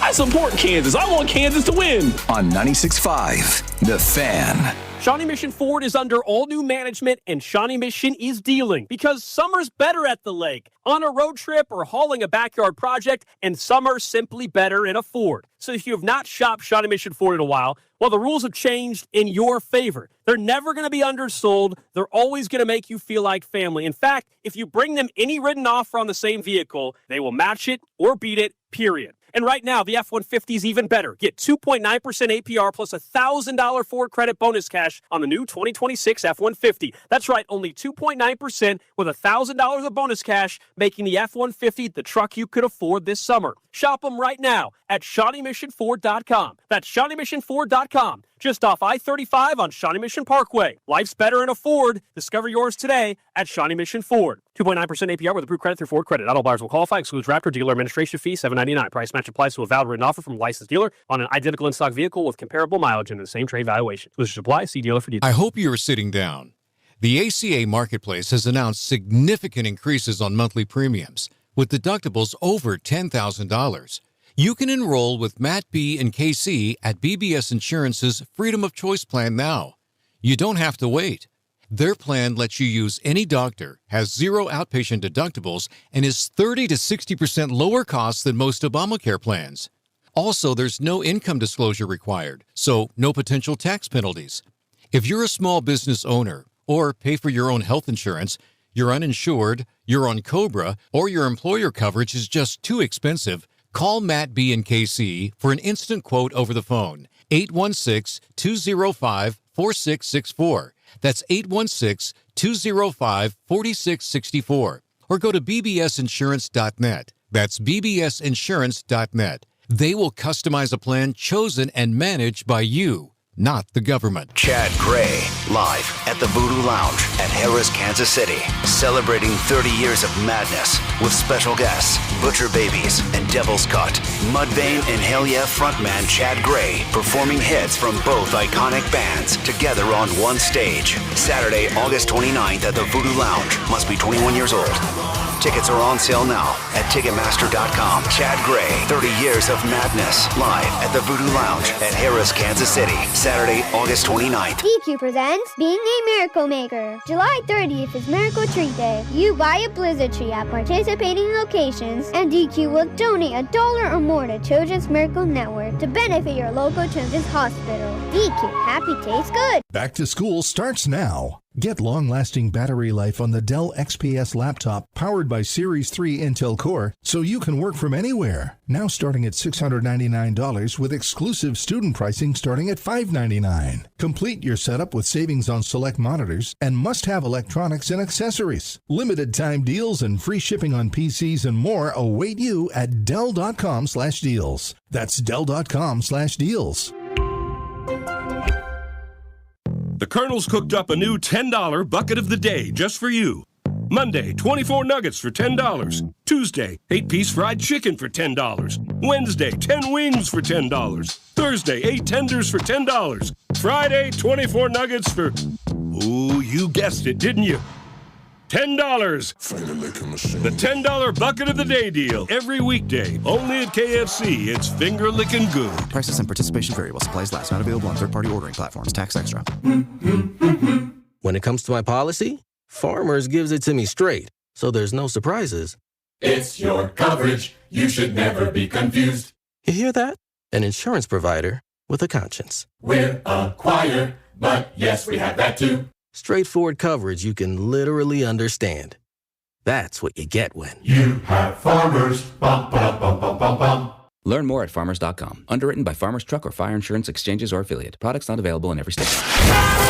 Here's your traffic report on 96.5 The Fan. Brought to you by SWL Injury Law, the Car Crash Kings. It's what they do. Visit SWLinjurylaw.com. It is a slow go headed down to Belton, 49 southbound, just past 155th. You're going to want to scoot to the left through here. It looks like 2 right lanes are blocked. They're alternating. Okay, other side of things. Gladstone, well, okay, up north, 29 northbound. As you pass 72nd, scoot to the left through here. It is the right lane blocked, off to the right shoulder mostly, but it's onlooker delay. I'm Val with traffic on 96.5 The Fan.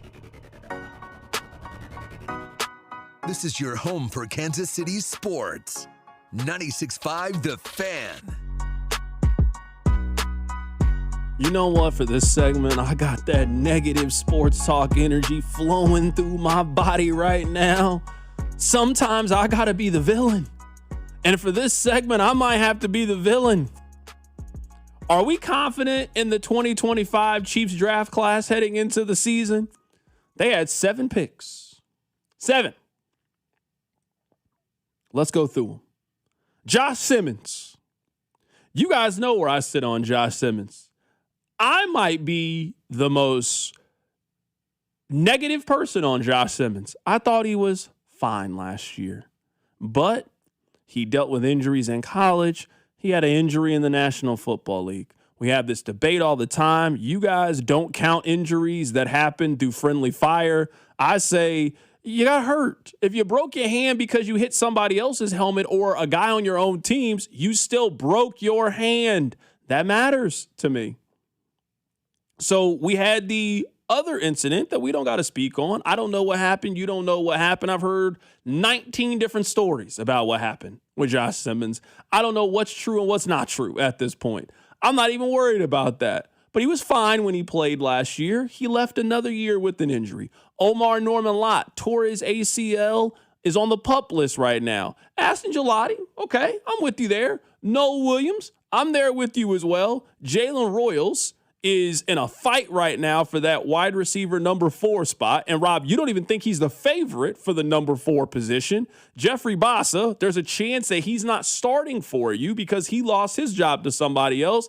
And Brashard Smith, I think it's safe to say that's never going to happen. Now, that's a 7th round pick at running back. You're not mad if that ends up being the case. But with the moves that they have made at running back and how they handled it at the end of last year, I don't know if Brashard Smith is ever going to be a thing in Kansas City. You see this happen sometimes. You draft the guy you think it's going to work. They then draft over him, and it is what it is. So we now sit here heading into the 2025 season. I still think you got major question marks heading into the year when it comes to their draft class. I don't think you really know where anybody sits. I always say, who on your team is a period? Who on your team is an exclamation point? Who is your team is a question mark? And as I look at their draft classes, we are a year in, heading into year 2. You got a whole bunch of question marks, and I don't really know what else you got at this point to say about their draft class from last season. I mean, their draft class of last season and how you feel about them is kind of indicative of how I feel about the Chiefs in general, which is I feel like they have a lot of unknowns, and basically last year's draft class is an unknown. Me and you disagree on Josh Simmons. I come out higher, but it's fair to call him an unknown. If you have him as a question mark, that I'm not going to fight you. Noel Williams, that was a guy who played, 45% of the snaps last year on defense, looked good at times, but, I mean, if he was this star, if he was this can't miss, watch out, he's next guy, you got to ask, why wasn't he playing more? Me and you disagree about that, but it's fair to say he's in the question mark camp, I think. 100%. I'm with you on Noel Williams. I'm with you, and I maybe have a little varying degree of opinion, disagree a little bit on Noel Williams. But I think it is safe to say, this is the analogy I think you can go with. They got a lot of guys who were Gerard Dyson last year that now you're asking to play every day for you. They had a lot of guys that got 100 ABs last season that showed you a little bit of promise. You now need those guys to give you 300 ABs and now be consistent everyday players for you. You need Ashton Gelati to be a significant factor into your pass rush. You need Noel Williams to be a week 1 starter for you and a number 2, potentially number 3 corner. You're going to play 75, 80% of the snaps. You need some of these guys to go from being backups in depth that we love to say. We need those guys to now turn into starting caliber players for you this year and be difference makers. That is the perfect way to describe it. And that's where I think me, you, and the text line see things just differently than the other people that I mentioned. Because I see things like Ashton Gelati as you had, 1.5 sacks last year? You didn't record a sack by yourself. You had 3 half sacks. I don't know that you're going to be a thing in the pass rush. You haven't done anything. Hey, you're a high pick with pedigree, though. There's a belief you can. You flashed a little bit on tape, to use a football-y term. But your output is minimal. Brashard Smith, you couldn't do nothing last year. Well, now maybe you can make him a kick returner, blah, that you can maximize. He didn't do anything last year. Omar Norman Lott, starting the year on PUP. He could be a good player. He showed some flashes last year, but he's on PUP. I feel like their 2025 draft class, you know how we do draft grades, right now is an incomplete. I just don't know about any of the guys a year in. And it wasn't like last season the Chiefs were 15-2 and storming toward a Super Bowl, so there was no space on the field for this guys. They were bad last year, and I have question marks about these guys. Not questions like they showed flashes, like I just don't know what they are. And I think it is fair to ask what happened in 2025. That draft class does not look good. Yeah, I would say at this point, we do not know anything about their 2025 draft class. We think a lot, and we have a lot of thoughts, but I think their best rookie last year was Noel Williams. I think the numbers suggest that. I think Pro Football Focus suggests that. To go to what you just said earlier, the numbers say Noel Williams should have played a lot more last year. To give you an example, there were 114 corners who were graded by Pro Football Focus. Noel Williams was 15th last year. There were 217 corners that played enough snaps to get rated last year. Noel Williams was 89th when it came to snaps. This season, he will not be 89th in snaps. He will be top 40 or higher when it comes to snaps. He's going to play a lot more. So I'm pretty confident that Noel Williams can handle the increased workload. I didn't see anything from him last season to suggest that he can't handle the increased workload. Almost for everybody else in their draft class, maybe aside from Simmons, but he just had a different kind of issue. Aside from everybody else in their draft class, you have absolutely no clue. You have no clue with Omar Norman Lott, tongue twister there. You have no clue about Norman Lott. You have no clue about Ashton Gelati. No clue about Royals, Bassa, Brashard Smith. You just don't know about any of these guys, which, as I think you and I agree with, just leads to some of the uncertainty about their roster and about what they have, whether it's guys that you are counting on or being starters or the depth that we keep talking about. People like the depth. Yeah, I think you like the depth because these guys they haven't given you enough information to where you don't believe in them yet. This is where this top text right now on the text line is where me and the text line just differ on the question mark of last year's draft. Top text. As it still has a chance to be a great draft class because those guys have not played. I would be surprised if we look back at their 2025 draft class as being great. I think it can be solid. Like now we're just playing a word game. But I find it hard to believe that we will look back in, let's say it's 2028. I find it hard to believe that we are going to look at the 2025 draft class as being great. When we talk about the great grades of years past, we knew kind of early on that they had a chance of being one of those kinds of classes. I look at 2022. 2022, they hit it wasn't a year in and we were like, hey, who knows? Like, it could be good. We just don't know. And I'm cherry picking the draft class. I'm aware of that. But that was when we all raved about. McDuffie, we knew at the end of year one, good. Karlaftis, we didn't think he was a star, but he was a good player at the end of year one. Brian Cook was starting. Leo Chenal was starting. Jalen Watson. Pacheco. Year one, Pacheco. We knew. This is where me and the text line just disagree. And I would also say the same thing about 2021. To go what you're saying, Nick Bolton, Creed Humphrey, Noah Gray, Trey Smith. We knew. Yep. You knew at the end of 2021, heading into 2022, that they had a chance of being a great draft class. So, yeah, maybe we're just arguing semantics and difference in words. I find it hard to believe that we will look at their 2025 draft class as being a great draft class. They could get one great player out of that draft class, maybe two. But I think we are heading towards there's going to be more busts than maybe you originally thought. Brashard Smith, it's a 7th-round dice roll. I just don't know if he's going to be able to help him. I think they've already drafted over him. If they believed in Brashard Smith, they wouldn't have drafted Emmett Johnson. That was the draft pick right there where they already had a dress running back. They had a chance to move on and go address another position. They went back to go get another running back. Kenneth Walker's in line for the next couple of years because of his deal. Emmett Johnson's going to be in line. They'll probably continue that 1-year veteran running back role that DeMarcado is. I find it hard to believe there's a pathway.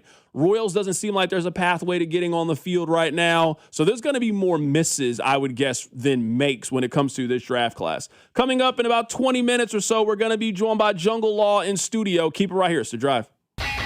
The Drive is always streaming live on our YouTube channel. If you're a bad tipper, that's okay. You're all right. I'm not here to judge you for that. Just search for 965 The Fan.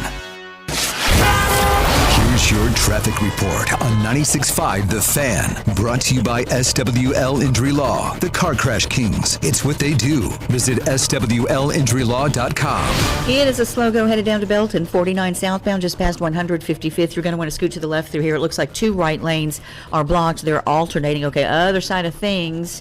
Gladstone, up north, 29 northbound. As you pass 72nd, scoot to the left through here. It is the right lane blocked, off to the right shoulder mostly, but it's onlooker delay. I'm Val with traffic on 96.5 The Fan. Yo, it's Jay Uso from WWE, and I'm Jimmy Uso. Chumba Casino and WWE are hyped for the biggest event of the summer, SummerSlam. I know, I can't wait. There's nothing better to do while we're waiting than playing Chumba Casino. Sign up today and you could win a VIP experience with Chumba Casino and WWE for SummerSlam. So what are you waiting for? Play Chumba Casino and enter for your chance to win. Let's Chumba. Yeah. Sponsored by VGW Group. No purchase necessary. See terms at ChumbaCasino.com. Must be over 21 and present in a state where it's legal to play. This is the story of the one who keeps multiple buildings running smoothly day after day. Plumbing that flows, HVAC that hums, cleaning supplies that keep surfaces sparkling. That's why she counts on Grainger. With easy reordering online and 24/7 support, Grainger helps her keep the products she needs on hand. So shelves stay stocked and buildings stay ready. Call 1-800-GRAINGER, click Grainger.com, or just stop by. Grainger, for the ones who get it done.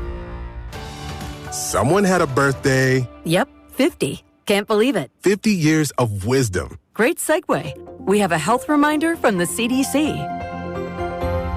Pneumococcal vaccination is recommended for adults 50 or older. Says here, we're over 6 times more likely to be hospitalized with pneumococcal pneumonia than adults under 50. I don't love those odds. Same. Look what I found. Pfizer's Prevnar 20 is proven to help protect adults against pneumococcal pneumonia and invasive pneumococcal disease in just 1 dose. And millions have already gotten it. Continued approval may depend on a supportive study. Don't get Prevnar 20 if you have a severe allergy to its ingredients. A weakened immune system may lower your response. Common side effects include injection site pain and swelling, fatigue, headache, muscle, and joint pain. For full prescribing information, please call 1-855-213-2138. Visit Prevnar20.com or talk to your doctor or pharmacist. I'm on Prevnar20.com now, scheduling my appointment. Good idea.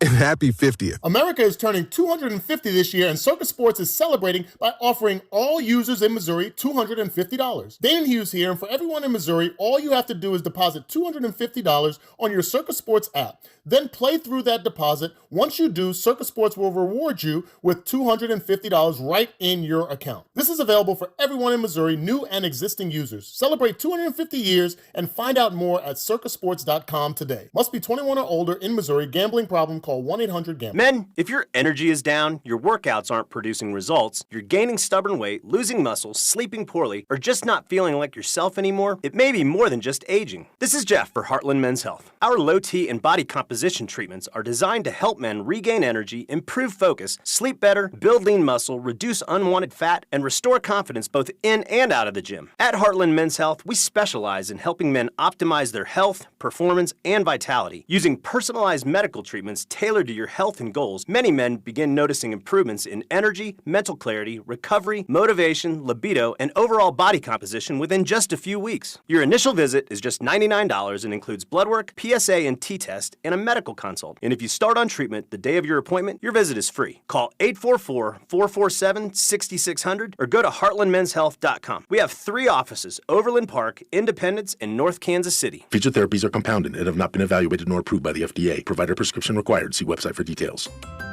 What if you could have the most reliable fiber-powered Wi-Fi? And get this, what if you could keep it at the same price for 5 years guaranteed? Now through August 24th, new Xfinity customers can get our best price on gig Wi-Fi this summer before it disappears. Just $50 a month for 5 years. No annual contracts, no hidden fees, and our best equipment included. Plus, get online in minutes with same-day Wi-Fi. It's Wi-Fi that finds and fixes problems before you even notice them. Like super intelligent Wi-Fi with a 6th sense. Plus, it keeps you protected from online threats. And get Peacock Premium included for 2 years. Lock in your price and unlock the possibilities. Get it now at Xfinity.com. Xfinity. Imagine that. Restrictions apply. Requires paperless billing and autopay with stored bank account. Taxes and fees extra. Speeds vary. Use of fiber coaxial cable. Learn more at Xfinity.com/same-day Wi-Fi. Brought to you by Duke's Real Mayo. This is the Duke's Country Song. It's a song about the best mayo. It has a yellow lid, and its full name is Duke's Mayonnaise. Get Duke's Mayo in store. It's got twang. Hey, it's Carter Jensen, and this is your home for Royals baseball. 96.5 The Fan. KFNC FM and AM, HD1 and HD2 Kansas City, an Odyssey sports station. We are counting down until our lives are changed forever. We have had a lot of great guests on this show. Dan Orlowski, Mina Kimes has been on this show before. Nick Wright, Stephen A. Smith, Patrick Mahomes. Jungle Law is coming in studio in 15 minutes. So many questions, so many thoughts. We've been working on this for a month. I was told he's bringing a monkey. I'm going to have him sit in there with Rob. You guys don't know how excited I am for this. I've never been more excited about a guest to come in studio than this one. Ever. Not at any point in this show's history have I ever been this excited for a guest to come in studio. I want to see Jungle Law in all his glory, in all his splendor, hair flowing, teaching us, educating us about the law. We'll do that coming up in a bit. Let's get to some serious things before we get to some unserious things. Sure, by now you guys have heard the story about Eric Bieniemy, but if you missed it, let me read it for you. This is from our friend Nate Taylor.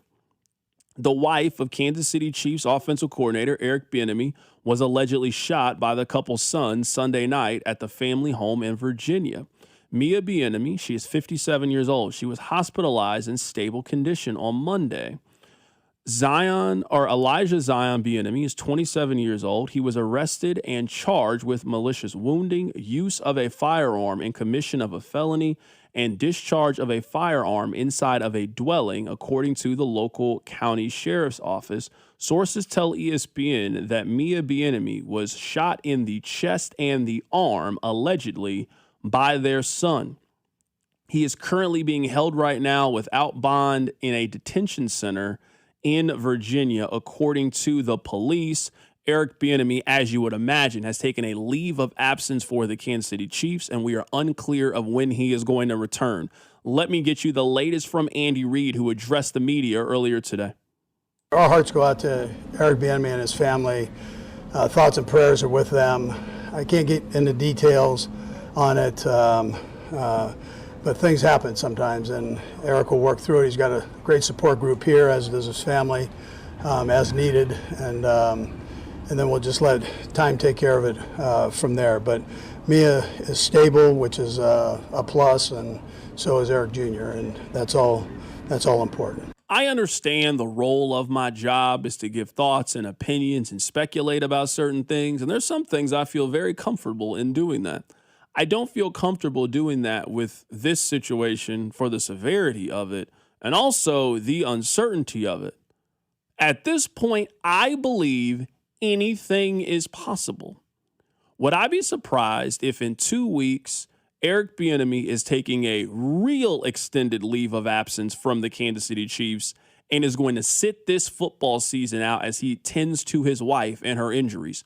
I think that's in play. Would I be shocked if Eric Bieniemy shows up in 2 weeks and gives a press conference to talk about what he's been dealing with? I don't think you can be surprised if that happens either. Now, the only thing I feel pretty comfortable giving a prediction, and if I was Andy, I would tell Eric this. I do not believe that Eric Bieniemy is coming back to St. Joe. With the amount of time that they have, I just would be surprised if Eric Bieniemy shows back up in the next couple of weeks in St. Joe. They are there from this weekend through August 20th. So a pretty substantial amount of time.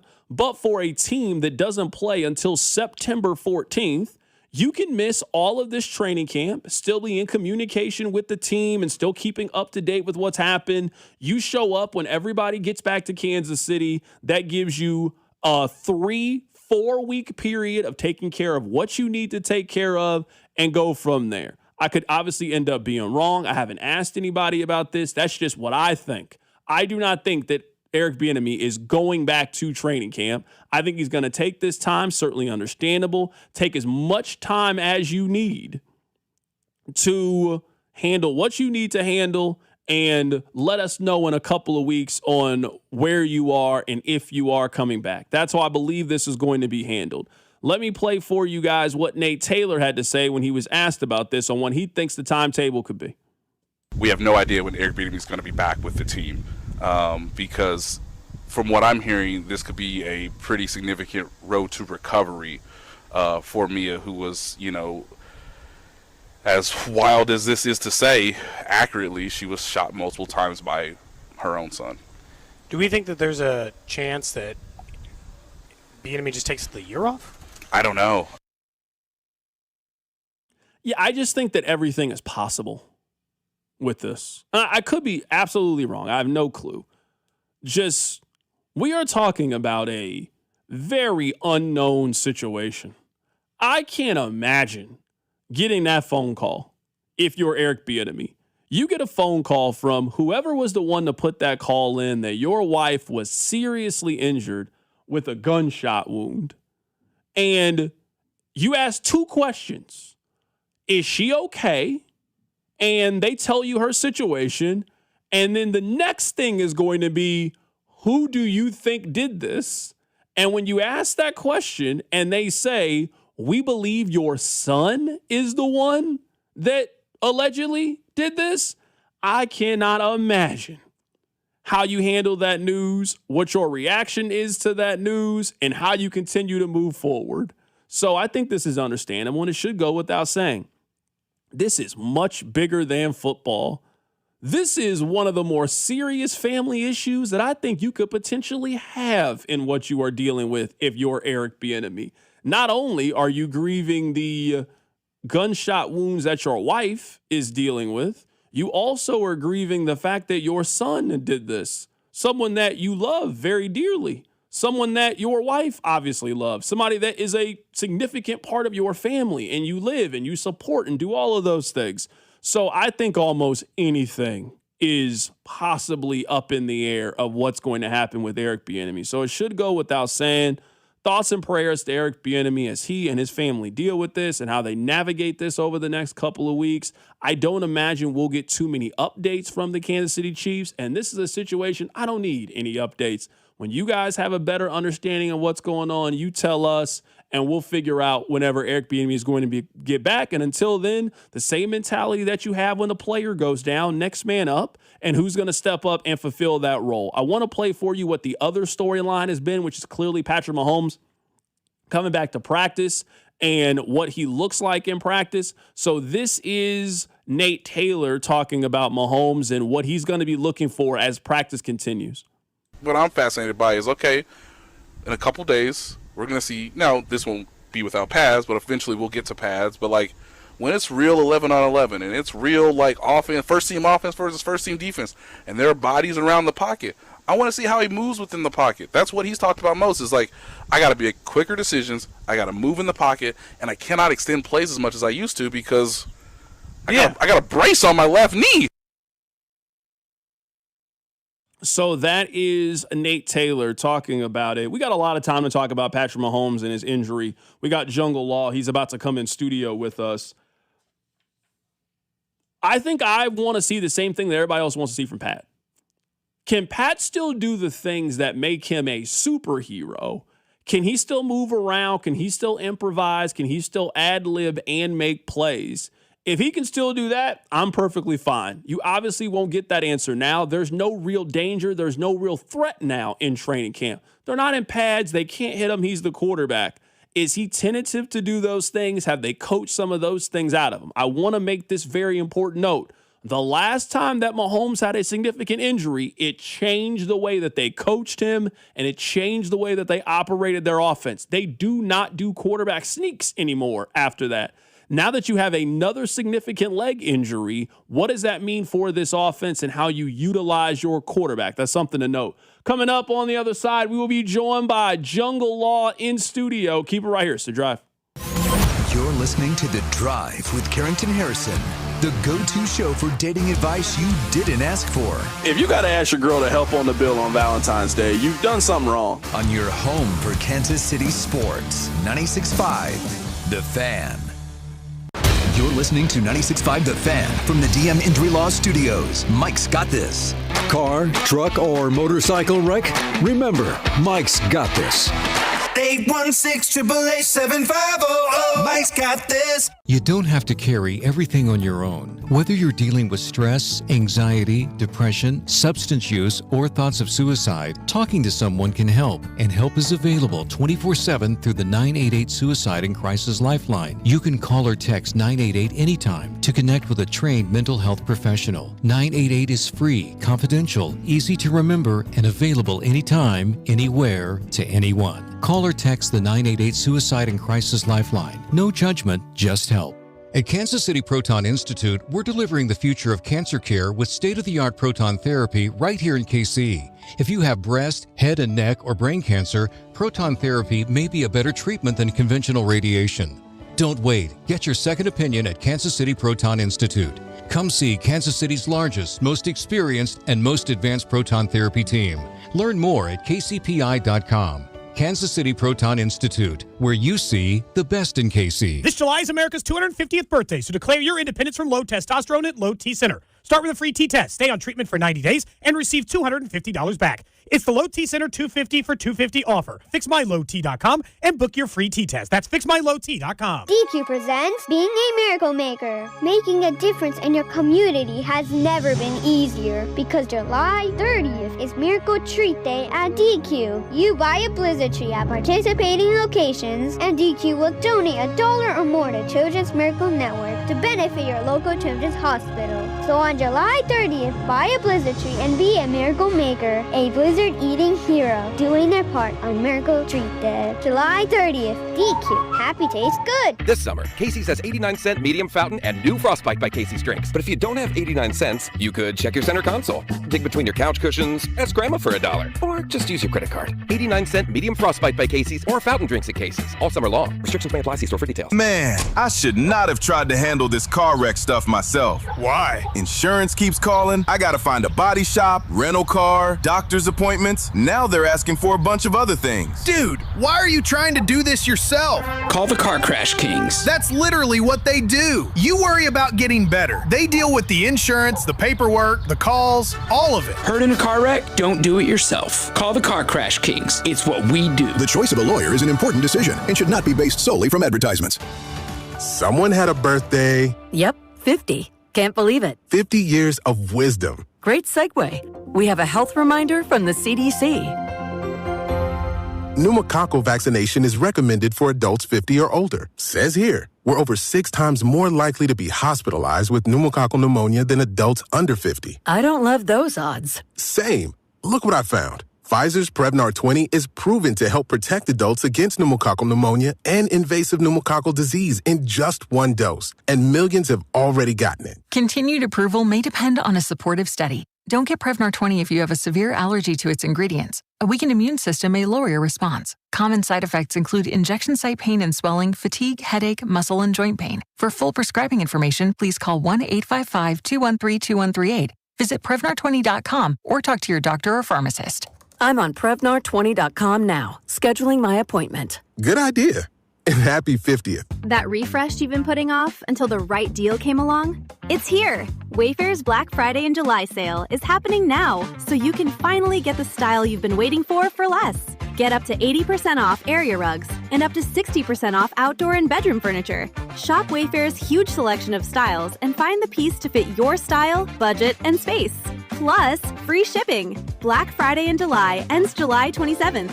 Shop today at wayfair.com. Wayfair, every style, every home. Finding great candidates to hire can be like, well, trying to find a needle in a haystack, but not with ZipRecruiter. Its powerful technology actively finds and invites qualified candidates to apply to your job. So while other companies might deliver a lot of hay, ZipRecruiter finds you the needle in the haystack. See why 4 out of 5 employers who post a job on ZipRecruiter get a quality candidate within the first day. Try ZipRecruiter for free at ZipRecruiter.com/team. That's ZipRecruiter.com/team. ZipRecruiter. Here's your traffic report on 96.5 The Fan. Brought to you by SWL Injury Law, the Car Crash Kings. It's what they do. Visit SWLinjurylaw.com. Had a crash with debris cleanup for 35 southbound just before 23rd. You'll tap your brakes in that area. Okay, Shawnee still slow 35 southbound. It's the on-ramp from Johnson. That's where that stall is, but it didn't make it off quite yet. So there's a lot of onlooker delay and folks tapping their brakes. I'm Val with traffic on 96.5 The Fan. This is 96.5 The Fan, your home for Chiefs football.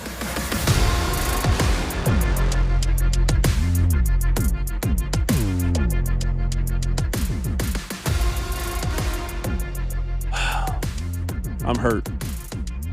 I'm disappointed. For weeks, I've been told that a monkey was coming. Rob told me this. Greg Bergen, the sales guy, told me this. Jungle Law walks in, hair flowing, looks like sunshine, looks like Trevor Lawrence. It was everything that I envisioned. First thing I said, where's the monkey? He looks at me and says, I didn't know you were serious. What are you talking about? That's why we wanted you in here. Oh man, I'm sorry, Carrington. Shoot, the monkeys. He's prepping for the big show Saturday, August 1st. So he's getting his last few workouts in. He's losing a little lb so we can get out there and make an appearance and really put on a show. I will bring him next time. Okay, so there's a lot of things I want to ask you. Some serious, some not serious. You got it. I got to do this. You have a roast coming up. So right now, you want to give tickets away. The first 5 people that text in right now, 913-586-7965, they're going to win a pair of tickets to see you get roasted for a good cause, August 1st at the historic Uptown Theater. They also can win a meet and greet with you, and they can, in theory, meet the monkey that I didn't get a chance to meet. So the first 5 people that text in, they get tickets to the roast. How did this roast come together? Mike DePasquale had kind of like a little mini roast, and he reached out to me and he said, "Hey, would you want to come into Kansas City and be on a show and kind of just talk about jungle law and I'm pretty easy mark to talk about. I mean, it's pretty easy." So I was like, okay, and so I got a hold of Aaron Scarborough, the host of it, that was with Mike DePasquale, and I started talking to him. I said, well, he didn't know me that well, but shit, I do things big. So when I do something, I do it big. Jungle Law, I just want to tell you here, you can't curse. I just want to go. I don't care if you curse. It does not bother me if you curse. It bothers my employers if you do curse. I understand. So don't get me in trouble. At least, you could maybe curse if you brought the monkey. You're going to get me fired and not bring the monkey? Come on now. You can't do that. Gotcha. So DePasquale was asking me about it. And I decided to. I said, to the promoter, I said, if you put me on, if we do an Uptown Theater, I'll go ahead and, I'll do it. So we kind of just started promoting it a few months ago, and now it's almost sold out. It's going to be a great show. I mean, for the last couple months, I've kind of been, not thinking about it so much, but now it's like 5 days away, and I'm like, this is go time. I'm like, this is for real. I'm like, I'm a lawyer. I'm not really a performer like this in front of, 1,000 people or so, but I got to do it. Okay, I do not mean this in a negative way, so please don't take it this way. How did you find out that this shtick worked for you? The jungle, like the lawman, jungle law? Because when you go to law school and you become like a lawyer, you found something that makes you stand apart. There are 2 commercial lawyers in this city, and we'll talk about Mike DePasquale and if we got beef with him or not. Big Mikey. But there are 2 people that they have risen to the point where if you walk around the city and you say, do you know jungle law? People will say yes. Absolutely. How did you figure out this stick and that it was going to work for you? I'll tell you, I didn't know it was going to work, but I started in 2018. I had one billboard, just one billboard with me and my wife on there, and it said swinging into Kansas City. It wasn't even any lawyer related. And I just added a couple more billboards. I kind of was like Tarzan the lawman because I got the long blonde hair. I've always had it, and so people always used to call me that. And I love animals more than anything. I don't have any kids. Animals are like my kids. I got a couple, and I'm obsessed with animals. So I figured, everybody loves animals. I mean, look, you went crazy. You want to see the monkey. If he was here, you would just be, this is amazing. So I kind of just started using those in my commercials, and it's just taken off from there. I started with one billboard in 2018. I got over 100 now. So, and most of them are, animal-related billboards. How many animals do you have?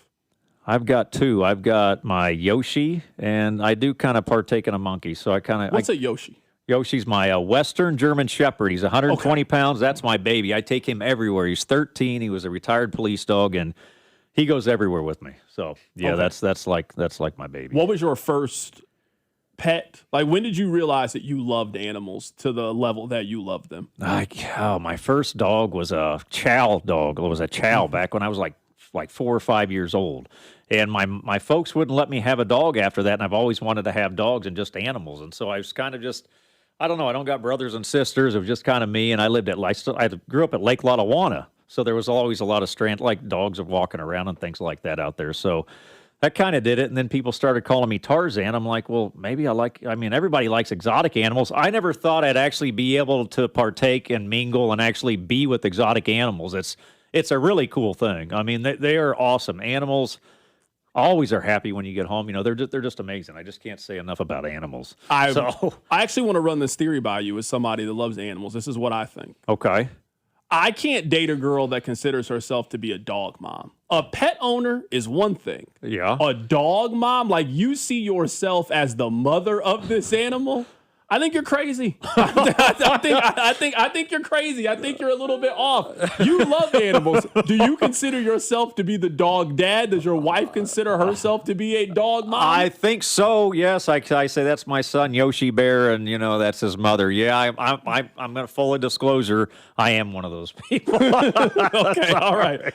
Right now we're joined in studio by Tristan Woods. He is Jungle Law. We are going to have him take questions at some point. There's so many questions that I have for him.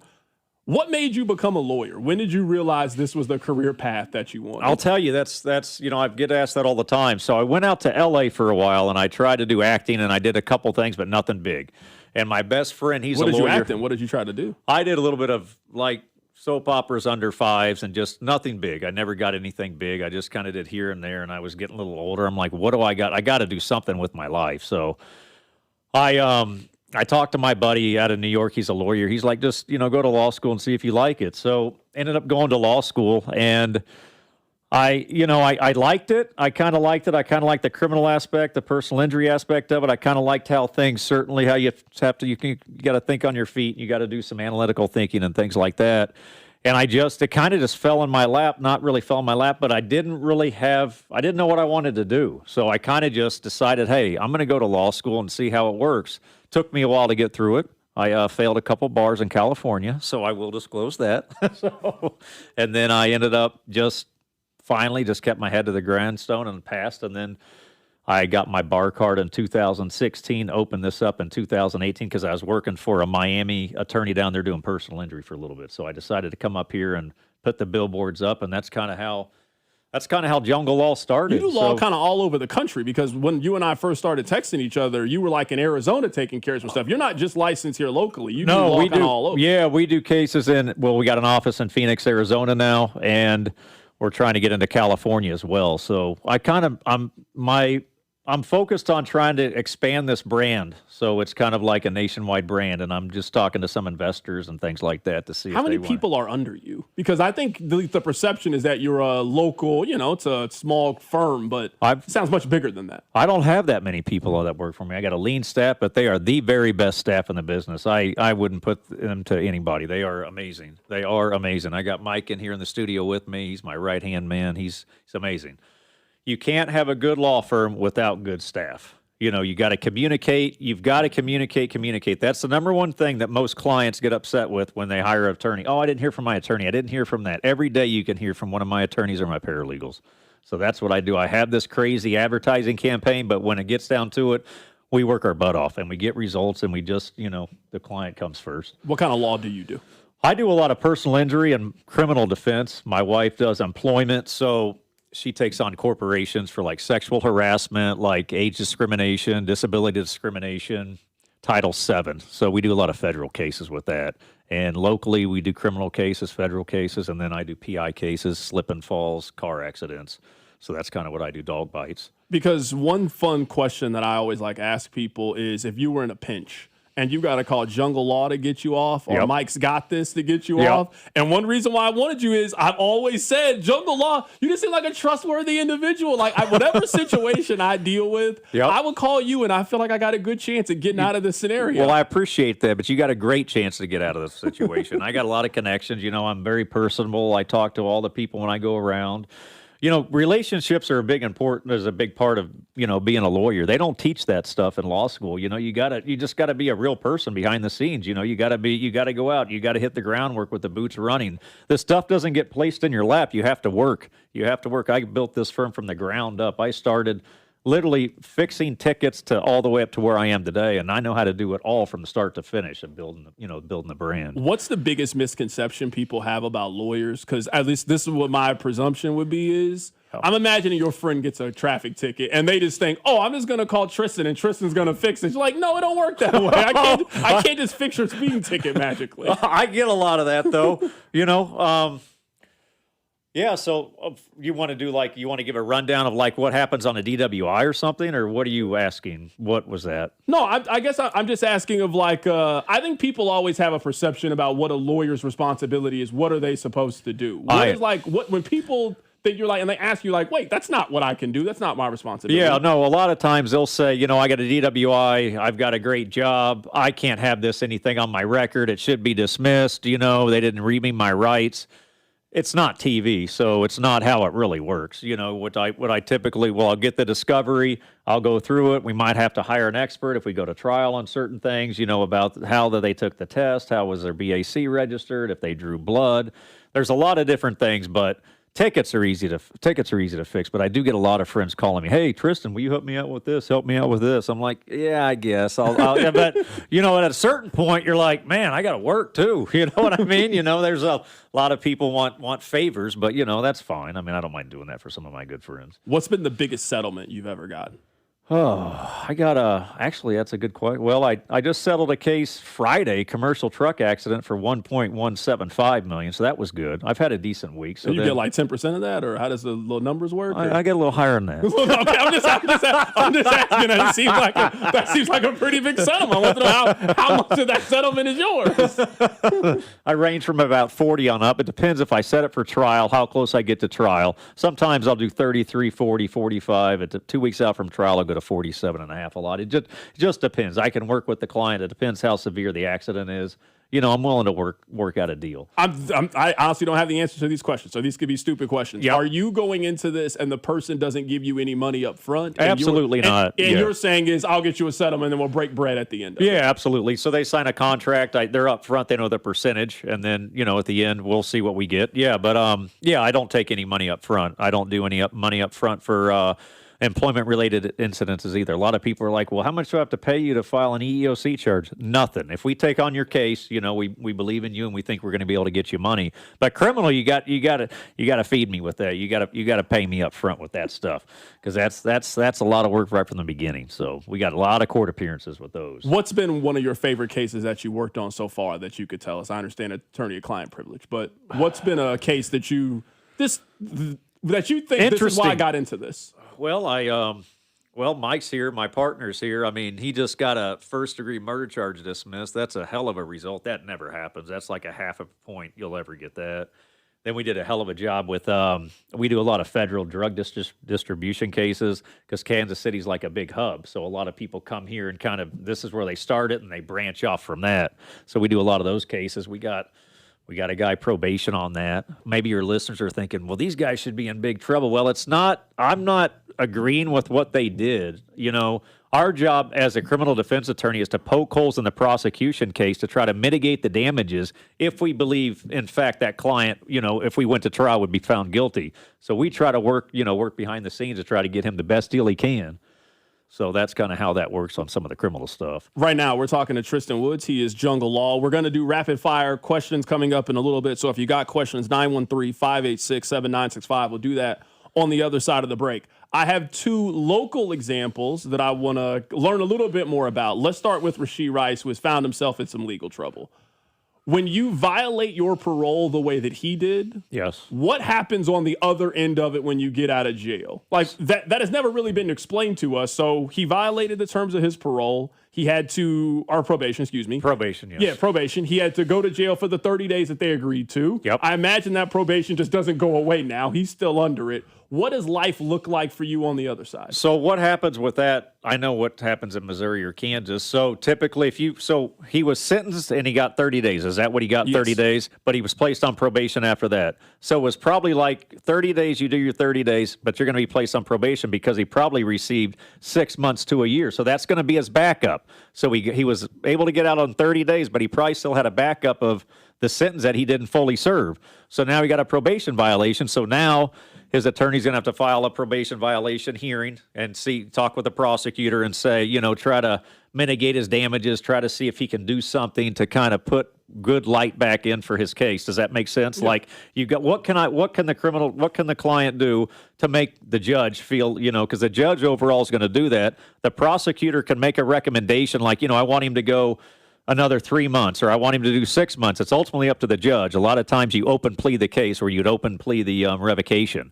So that's when you'd bring in character witnesses and you'd kind of do a lot of things on the stand, talk to people up there and see, how he's changed over those few months, I mean, they might sentence him to his backup if it was a year. They might sentence him to a couple more months, and he might only serve like a month or 45 days. The fact that he did serve 30 days already in jail, and then he got a probation revocation, already shows the fact that the 30 days potentially didn't do anything to him. So he was like, he didn't learn from that is kind of what a judge will look at it. They'll be like, if I was a judge, I'd say, well, your attorney worked you out a good deal. I gave you 30 days.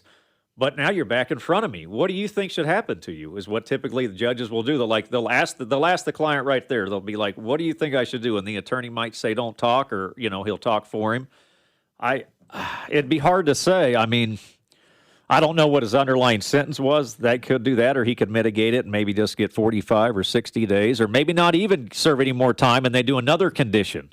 So there's always layers of conditions potentially. So my understanding of, and I can pull it up to get it exact. Perfect. Was he got 30 days suspended that he had to serve over a 5-year stretch due to this probation. But since he violated probation because he failed a drug test, that immediately triggered, you got to go immediately to jail. He served the 30 days. He is now out of prison. So I was now wondering, well, since you've already served the 30 days and you still got another 3.5 years at probation, what does that mean for you? I understand what you're saying now. So he was already sentenced for the probation violation. Okay, so he's got 3 years left. If he walks a straight and narrow, then there's nothing going to happen. And potentially, I always try to do this for our clients, a year, 6 months or a year. If he's doing well, I'll call the prosecutor. I'll say, hey, my client's been doing well. Do you oppose me filing a motion to get in front of the judge to end the probation? And he probably will do it.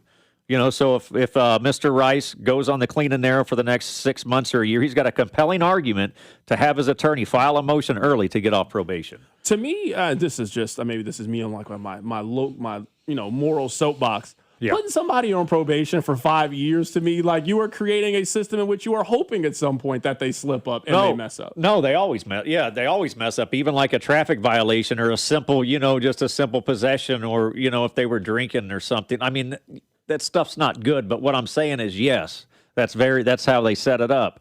However, they don't just throw away the key if you violate the probation on that kind of stuff, though. So I don't even think he'll serve any more time if he would violate a probation the same way. He would probably, they implemented conditions that you said he tested positive. Is that what it was? Yeah.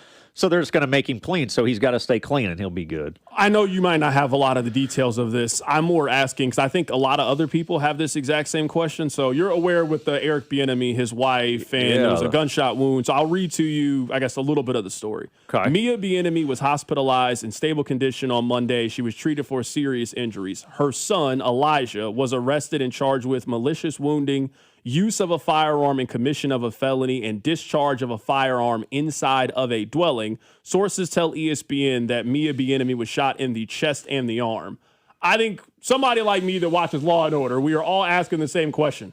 How are you not charged with attempted murder? If you fire a weapon at a person and you connect 2 times, you were trying to kill that person. That's just what my logic is telling me. That is obviously not what he was charged with. Why is that? Well, I mean, I don't think they know all the facts and the circumstances yet. I understand most people would say it's pretty clear that, he shot his mother twice in the chest and the arm. They can always go back and enhance those charges. That's not the end all say all the charges. So I believe once they interview him, if he will be interviewed, I doubt his attorney will let him be interviewed.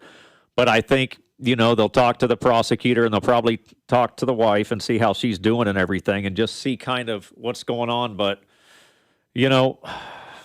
I think that there's probably going to be enhanced charges with that. I think that there's just not enough information. I believe it happened Sunday night. I think that, they're just wanting to get a couple charges underway and then do the investigation and find out exactly what went on. I know it should be clear cut, but if you rush to something and then it turns out that's an intentional act. So if it turns out that, he's got mental conditions or there's other I'm not saying there is mitigation circumstances like that. A criminal defense attorney could go with those, and then the prosecutor's like, well, shoot, I've overcharged him, even though it seems pretty cut and dry. These charges that they did file, those are going to be ones that I think would stick, based upon the allegations right now.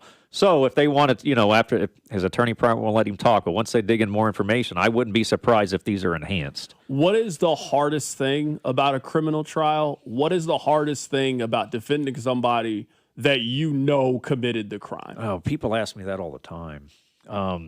Everybody's entitled to a defense.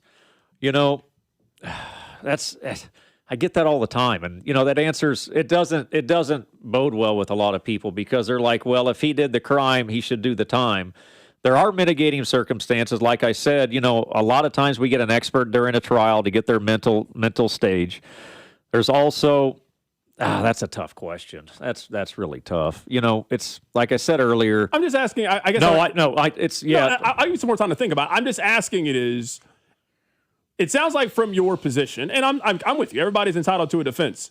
You are defending people that did it, and you are trying to get them the best possible deal that you can. So what is the wiggle room? What is the negotiation? It's about getting the best plea deal for them to get them a shortest amount of time and the shortest sentence possible. I'll tell you what, typically it relies heavily on their criminal history. So if you're just new, if you get like a new felony, sometimes, I'll just say, they're new to this, this is not, this isn't a pattern for them. This is, so I can typically work out something well with that with some mitigating factors like, do some medical stuff and do some like drug rehab, alcohol rehab. But in circumstances like this with being an enemy, I would like to know exactly, what his mental state was. But again, to go back and answer your question about how do I defend him? Well, like I said, also, prosecutors do make mistakes. So, as a criminal defense attorney's job, you've got to look at all the evidence. You got to see what kind of evidence you can exploit and say, this isn't correct. You want to file motions to get these certain things out. There are certain things you can do. Just because my client's charged with something and I think he did it, I always tell my clients, do not tell me what happened. Do not tell me. I don't want to hear about that. I don't want it at all. Just let me do my job and let me attack the prosecution's evidence, and we'll see from there. I don't ever want it. That's one thing I tell my clients. If they start saying, I said, I don't want to hear that. Just don't tell me that because I can't. I don't want to know that because I've got to give you the best defense. What can I do based upon the evidence that the prosecutor's given me? I've watched a lot of Law and Order in my life. Like, that's my favorite show. Yeah. And one thing I've noticed from Law and Order, people usually need a lawyer a lot sooner than they think. Like, I'm sitting there and I'm watching it and I'm like, the cops think you did something. Why are you talking to them without a lawyer? Like, that's so stupid. Why are you doing this? They're going to use this against you later in the episode. No, it's crazy. No, you wouldn't believe it. You would not believe it. Everybody I talked to is like, oh, yeah, I'm not going to talk to him. And then I get some of the reports. I'm like, you talked to him. You said this or that. I'm like, what are you doing? Those detectives are very good. That's what they do all day. They persuade you. They try to make you feel comfortable. Me and Mike do a lot of detective meetings. So, sometimes I typically don't let my client talk to a detective. In certain circumstances, we will go and we will talk to the detective with my client, and say, don't answer certain questions or answer certain questions. But it's always better not to say anything. Don't say anything. It's not guilt or anything. Just say, you know what, my attorneys advised me not to talk to you. That's all that needs to be said. I agree with you because at the end of the show, you said something. That's going to come back to bite him. Every time. No, every time. Every time. I'll tell you also because a lot of people think that they're a lot smarter than the cops. And so they think, I'm getting one up on them. And then all of a sudden they'll do the good cop, bad cop. Another cop will come into the interview room about 10 minutes later and just nail him or try to be nice to him and he'll start talking. It's just that, you get a lot of people that think they're smarter than everybody else. When you commit with some of these people that commit some of these crimes that are just heinous and they think that they're going to get over it. So they almost like to do this, to be honest with you. They want to show kind of like some power.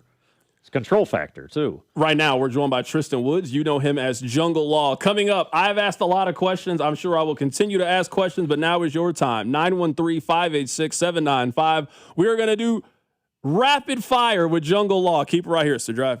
The Drive with Carrington Harrison on your home for Kansas City sports. 96.5, The Fan. Lawman, Jungle Law.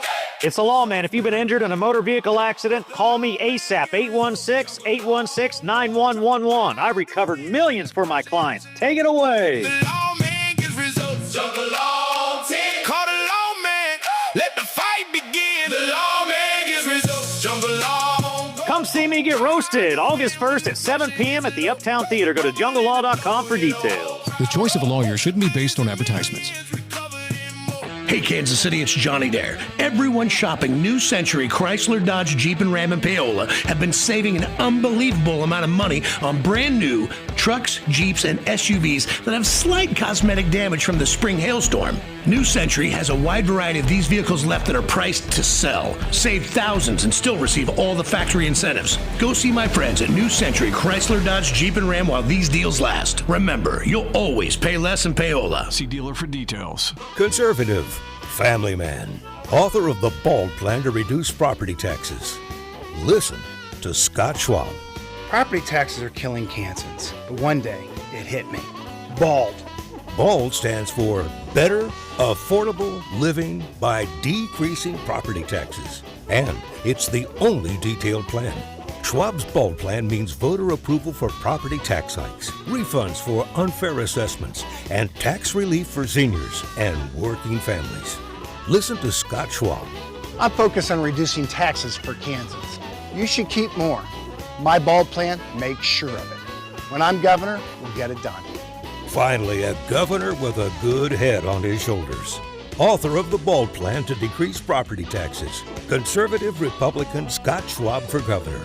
Visit scottschwab.com/bald to learn more. Paid for by Schwab for Governor, Jim Felter, Treasurer.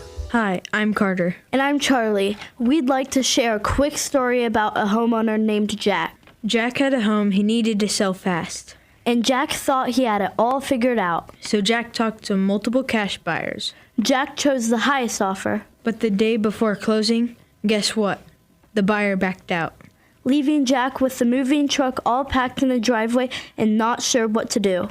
Jack learned the hard way that the highest offer isn't always the right offer. Jack got suckered. Make sure you aren't hung out to dry. Call our dad at Rex Buys KC. Our dad is local, he knows Kansas City, and he actually closes deals.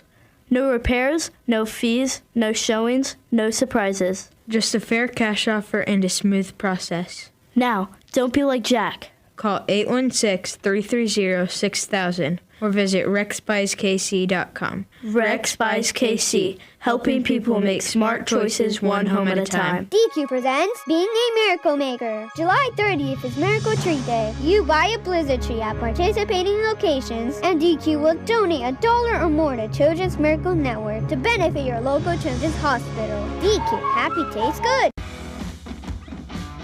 When you've got real work to do, Metal Supermarkets will help you get it done fast. We've got a huge variety of metals in stock, and we cut to size fast. Bottom line, we get it done fast, so you get it done fast. Doesn't get easier than that. Metal Supermarkets, the convenience stores for metal. Find a store or buy online at metalsupermarkets.com. There's a pill version of Ozempic. Hello, I'm Ozempic. And I'm other GLP-1s kind of like him. Hey, did I hear there's a pill version of Ozempic? Yep, you sure did. Ask your doctor about which FDA-approved uses of the Ozempic pen or pill may be right for you. Call 1-833-OZEMPIC or visit Ozempic.com to view the medication guide and learn more about Ozempic semaglutide tablets 9 milligrams and Ozempic semaglutide injection 2 milligrams. There's a pill version of Ozempic. Here's your traffic report on 96.5 The Fan. Brought to you by SWL Injury Law, the Car Crash Kings. It's what they do. Visit SWLinjurylaw.com. I'm starting to see, a lot of red at the stall. You'll tap your brakes for sure, 35 southbound. It's the on-ramp from Johnson, but you'll experience big delays there. Lee Summit, 50 eastbound at 291 Highway. Scoot to the left through here. You've got one right lane that's blocked. I'm Val with traffic on 96.5 The Fan. This is your home for Kansas City sports. 96.5 The Fan. All right. I will answer and ask as many of these questions to Tristan Woods here. You know him as Jungle Law. You've been driving around the city. You've seen his billboard. He's here. He's answering all of our questions. We call this random question time. Oh, Rob, boy. hit some music. Oh, boy. What are we going to get here, Carrington? What are we getting? All right. The first question is, hey, Tristan, my fiance and I always debate on who would win a fight between you and Mike's Got This. I don't know. I think we're about the same size. I'm almost 6 foot. I think he's a little bit. He might be 6 foot. He played, I played college golf. He played college football. I don't know. I might give him a run now. I might give him a pretty good run. I put out on social media a fight between me and him, so we'll have to see who won that. I believe that everybody has a conspiracy theory or case that they're really into. Like mine is JonBenet Ramsey. Like I went to Boulder just to see the house and to look around and see if I had a theory on who could solve. Like I wanted to solve the case. Yes. What's your conspiracy? What's your case that you just can't get enough of? Man, that was actually a good case you just brought up. Man, let me think for a second. Let me come back. Is that someone's asking me that? You can come back. Do you think OJ did it? Yeah, I do. 100%. 100% he did it. Yeah. After watching all the documentaries and things about it, I don't know how you come to any other conclusion other than OJ did it. Well, yeah, he just had great defense, and that glove, if it don't fit, you got to quit. I think that kind of helped. It was bloody, and it was the glove like shrank, over time and the heat and everything. So, yeah, I think that, I think he did it. He had good defense. So, in the end, karma ended up getting him, when he went over and did that stuff in Vegas and things. Yeah. So, yeah, but it sucks for the family because they didn't get any money or anything out of it because he went to Florida, did the Homestead Act, and saved his house, and then pensions, they couldn't get to it. So, there are ways. Attorneys can finagle ways around. What hotel do you stay at when you go to Vegas? Oh, man, that's good. I like the Waldorf, actually. I'll tell you why, because it's small. They don't have a casino in there, and disclaimer, I'm kind of a gambler. So my wife's like, if you're at the hotel where you gamble, you're not going to do it. And also, it's very good for my dog because it's very small, and you could just, it's a spot. I love it. What's your game of choice? I'm a blackjack and craps man. I like blackjack, but I like a little backgammon, too, sometimes. So Baker player, so I do that. But I tell you, when I go to Vegas, I still like to go to the sports books. I like that feeling. Just sit back, have some drinks. What's your book? Where do you go? I'm a big Westgate guy. I go to Bellagio quite a bit when I'm in town because I got a house in Scottsdale, so it's only 5.5 hour drive. So I go to Vegas probably a little bit more than I should, and I don't tell everybody about it because I gamble too. I do a lot of gambling. I go to Vegas a lot. I'm going to Vegas this weekend. So really? One time we will be in Vegas at the same time. I'm sure it'll be great. We'll get your contacts. Yeah, we'll have to do that. It'll be fun. Where do you eat when you go? Like, do you have a restaurant that you like to eat at? Man. My wife's a huge foodie. There is so much food in Las Vegas that's amazing. We go to Nobu. Nobu's got some good stuff. I'll tell you, Vegas has good restaurants, so does Scottsdale. Oh, man, what is it? I can't think of what I would. All right, save that one. We'll come back. Save it. What's your golf handicap? Are you a golfer? Oh, yeah, I played college golf. So I play. Oh, yeah, you said that. You said that. So my handicap right now is 2.6. So I'll shoot between 70 and 77. So. Yeah, I play a lot of golf. So I play a lot of golf in Colorado. So what's the best golf course you've played at? Oh man, I played at Pebble. It was good. I played at Bethpage Black before, New York City. How much would you pay to play Augusta? Like right now, if somebody says, "Hey, you can run with us at Augusta, but you have to pay," what's the amount of money that you're comfortable with, and you're just like, all right, I'll pay it? Well, I'll tell you, if you go to some good clubs like Whisper Rock and things, and you can play it at $700-800 with a caddy like TPC, where they do in Florida, where they have the Island Green, I'd probably pay $1,500 or $2,000 or even more than that potentially, because that's a once in a lifetime deal. I started golf when I was 7 years old, so I'm a huge golfer. I don't look like a golfer. I will blow your mind when you play with me. How did you meet your wife? Oh, wow. I met her on a tennis court in Los Angeles like 19 years ago. So, yeah, we were both doing some acting and things out there, and she just actually went to law school in Miami just recently, and she graduated in 2016 and passed the bar. Her first time, I didn't. So we started, she didn't want to be a lawyer or do anything like that. She ended up being an NFL cheerleader for the Bucks during her law school. So, yeah, that was pretty interesting. So, yeah, that's I met her at a tennis court, and she didn't really like me at the beginning, and so I just kept pursuing. You won her over time. I guess so. I don't know. It's up and down.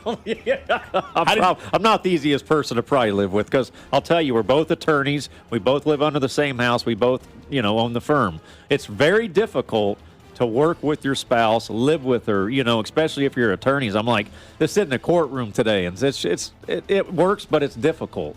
Out there, people are like, shoot, I could never work with my wife, let alone in the same office and this and that. But we get the job done, and it works. So that's. The text line wants to know if you consider yourself to be a legal version of Saul Goodman. Oh, I've heard that. Yeah. I kind of like that. Yeah, I could be. Yeah, I mean, I like that. I saw that Lincoln Lawyer's always kind of inspired me. I did a commercial like that one time. I kind of like his vibe right there because, criminal defense attorney, we kind of got to move her and shake her a little bit, get good with the prosecutors and things like that and kind of talk to them and, feel them out and things like that. I feel I'm kind of more of a McConaughey in that movie, kind of what I like to be.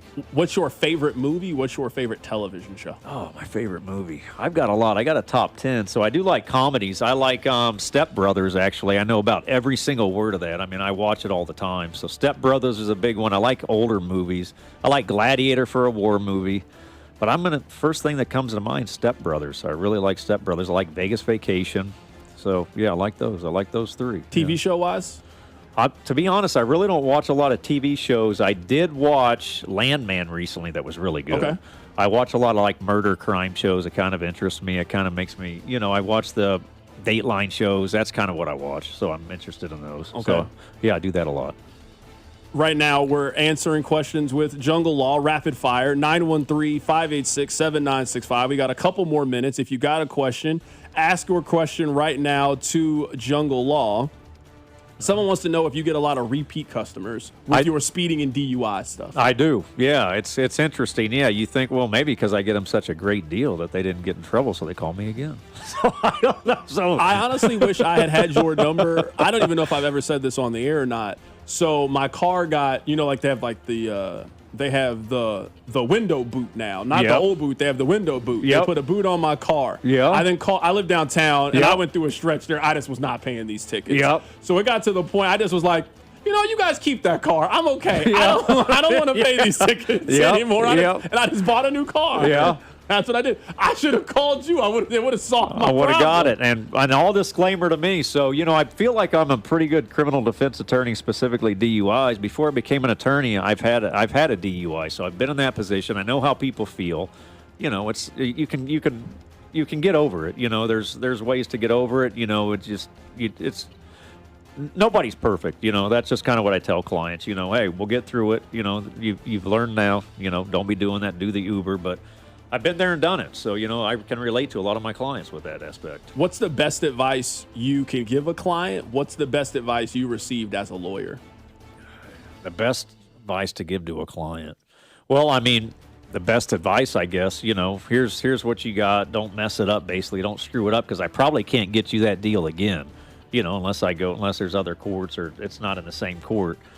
Man, it's just that, I got to be honest. So, a lot of times, if I get someone a great deal, they could potentially, get in trouble again because they didn't really get any ramifications or get any, get on anything. But the ones that do get in trouble, sometimes, that have to face some harsh penalties, a lot of those guys do listen and learn. It's just that, it just kind of, the best advice I can give to a client, basically don't do it again. That's great advice. You've learned your lesson. You had to do all the classes. You had to go through all this stuff. Not only does a DUI or typically getting in trouble hurt you, it hurts your family. So a lot of times I'll tell them, look at your family. Some of them had to kick in the money. Some of them have kids, certain things like that. It's just not the person that gets, that feels that it's more than that. It's the family that potentially your job gets lost sometimes if they find out. As an attorney, they say, well, my job find out. I say, I'm not going to tell them. But, I can't hide CaseNet and some things on JOCO and other websites, though. But, my job is, at the end of the day, to try to keep it off somebody's record so they can still pursue their life, so it doesn't end what they were doing and worked hard so far to do. I will get you out of here with this last question. I think this is a good question. Okay. What do you think of the term ambulance chaser? Ambulance chaser. I'm imagining someone has called you that over some point in Yeah, they've their called life. me that. I mean, look at me. I don't really care what people think of me and call me. I swing on a billboard with no shirt on. You think that bothers me? Ambulance chaser? No, but you can't ethically even chase an ambulance. I don't know where people come up with that. I guess I can't follow an ambulance and give them my card. So I think that's kind of like an old saying that's really not ring true. But when people call me that, I'll embrace it. I'll say, yeah, I do. I'll say, yeah, I'm a personal injury attorney. So, yeah, if someone gets hurt, sure, I want to take the case. I want to get them better, and I want to get them compensated for what they did, for what happened to them. All right, we'll get you out of here with this last thing. Tell people how they can get a hold of you. Somebody right now needs some serious legal advice, and they're going to take your number down on your website, and they want to talk to you, Jungle Law, to get them out of their situation. You can call me right now, 816-816-9111. It is the very easiest number in town, junglelaw.com. Call me. I got the best staff. If you elevate it to me, I'll talk to you, and we'll see what we can do for you on that. And also, I got my roast Saturday, August 1st. Get there to it. You got a few days left. It's going to be a sellout. And Carrington, I hate to be disappointed. My monkey will be there. You know what? Hey, I'm coming back on, and I'm bringing not one, not two, but I'm going to bring 3 for you. So you're going to be monkeyed out. You know what? If there's one thing I know is a Chiefs player will get himself in trouble again, and we will need you to come on the show to explain what happened. I'm happy to do it. I appreciate your time, man. You guys are awesome. You guys are killing the radio. It's awesome. So all my buddies are listening, and tell them, your shows, you guys are hot. Absolutely. Thank you so much. You guys are great guys. That is Tristan Woods joining us in studio. He is Jungle Law. There was no monkey, but the drive we still move along. Keep it right here on 96.5 The Fan. The Drive with Carrington Harrison on your home for Chiefs football. 96.5 The Fan. Here's your traffic report on 96.5 The Fan. Brought to you by SWL Injury Law, the car crash kings. It's what they do. Visit SWLinjurylaw.com. I'm starting to see, a lot of red at the stall. You'll tap your brakes for sure, 35 southbound. It's the on-ramp from Johnson, but you'll experience big delays there. Lee Summit, 50 eastbound at 291 Highway. Scoot to the left through here. You've got one right lane that's blocked. I'm Val with traffic on 96.5 The Fan.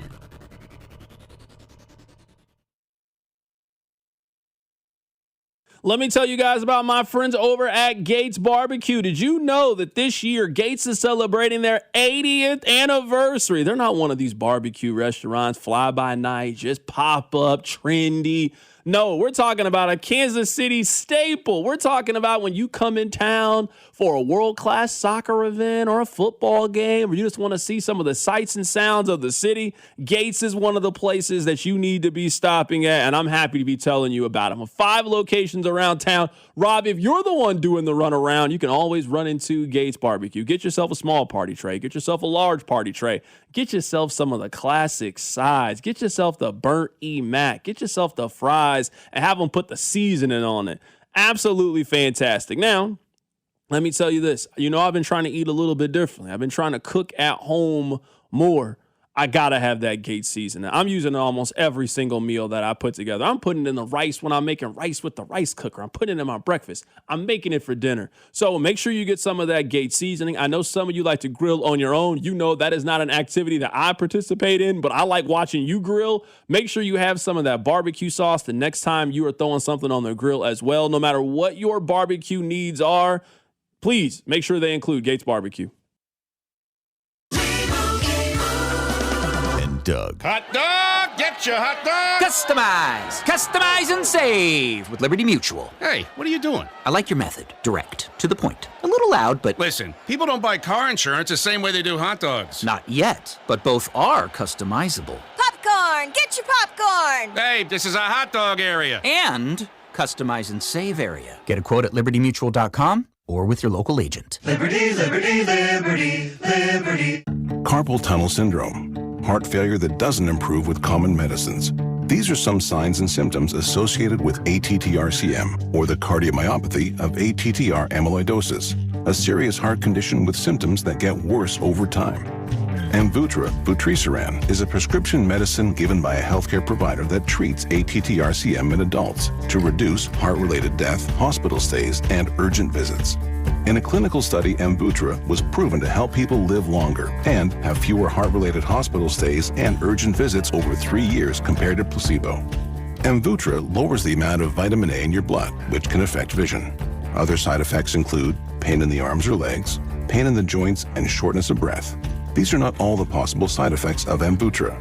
For prescribing information, call 1-833-256-2748 or learn more at amvuttra.com. Ask your doctor about Amvuttra for ATTR-CM. I move mountains for a living.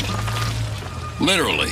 That means I don't carry hand lotion, and when it comes to serious heartburn, I don't mess around with anything but Rolaids Max Strength. Its dual-active formula has 1,500 milligrams of calcium carbonate and magnesium hydroxide that relieves heartburn fast. And the best part? The roll fits right here in my pocket, so I can get back to moving mountains. Rolaids spells powerful relief. 1,500 milligrams is our highest amount of antacid per tablet. Read each label. Use as directed. Keep out of reach of children. Hey, it's Brew. Between my radio show, filming content, editing videos, and trying to stay connected with family, reliable Wi-Fi isn't really optional anymore. I just need it to work. That's why I like that with Xfinity, you get the most reliable, fiber-powered Wi-Fi with the best equipment at one price for 5 years, guaranteed. No contracts or commitments. Plus, Xfinity makes getting connected simple with same-day Wi-Fi so you can get online in minutes. Restrictions apply. Not available in all areas. Use of fiber or coaxial cable. Learn more at xfinity.com/same-day Wi-Fi. Xfinity. Imagine that.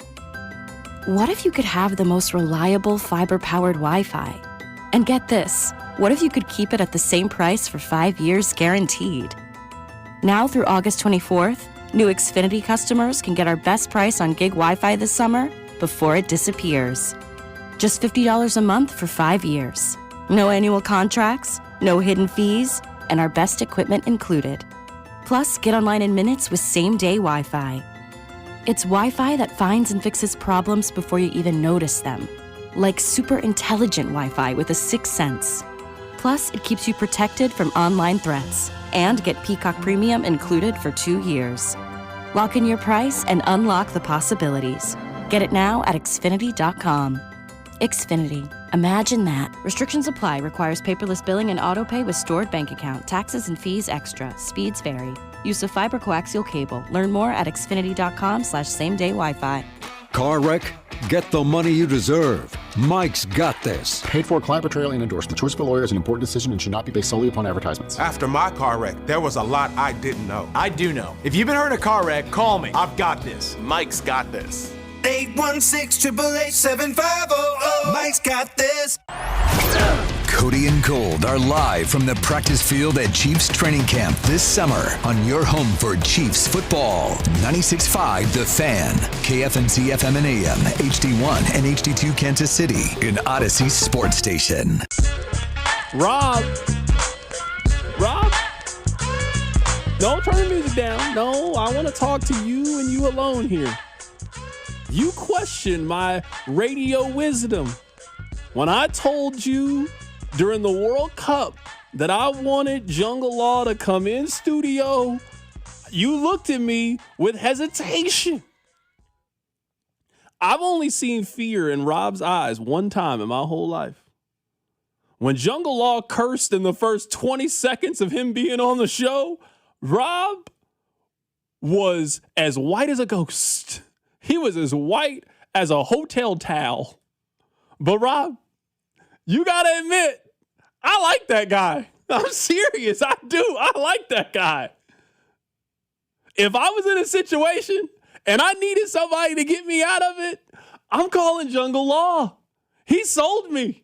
913-586-7965. You maybe doubted what the interview was going to be. I don't know how you don't like that guy. He seems like a very fun, very down to earth. He seems like he's going to fight for you. Very knowledgeable. I'm a fan. I really am. I'm a fan of Tristan Woods. I'm not going to lie. I was skeptical walking in, and you're right. In the first 90 seconds of the interview, I thought this could be long. Look at your face when he said it. I had to quickly tell him. I was like, come on. Are you about to get me in trouble now? I was like, this poor dump button's going to get a workout if we're going to do this. He said it quick, didn't even hesitate.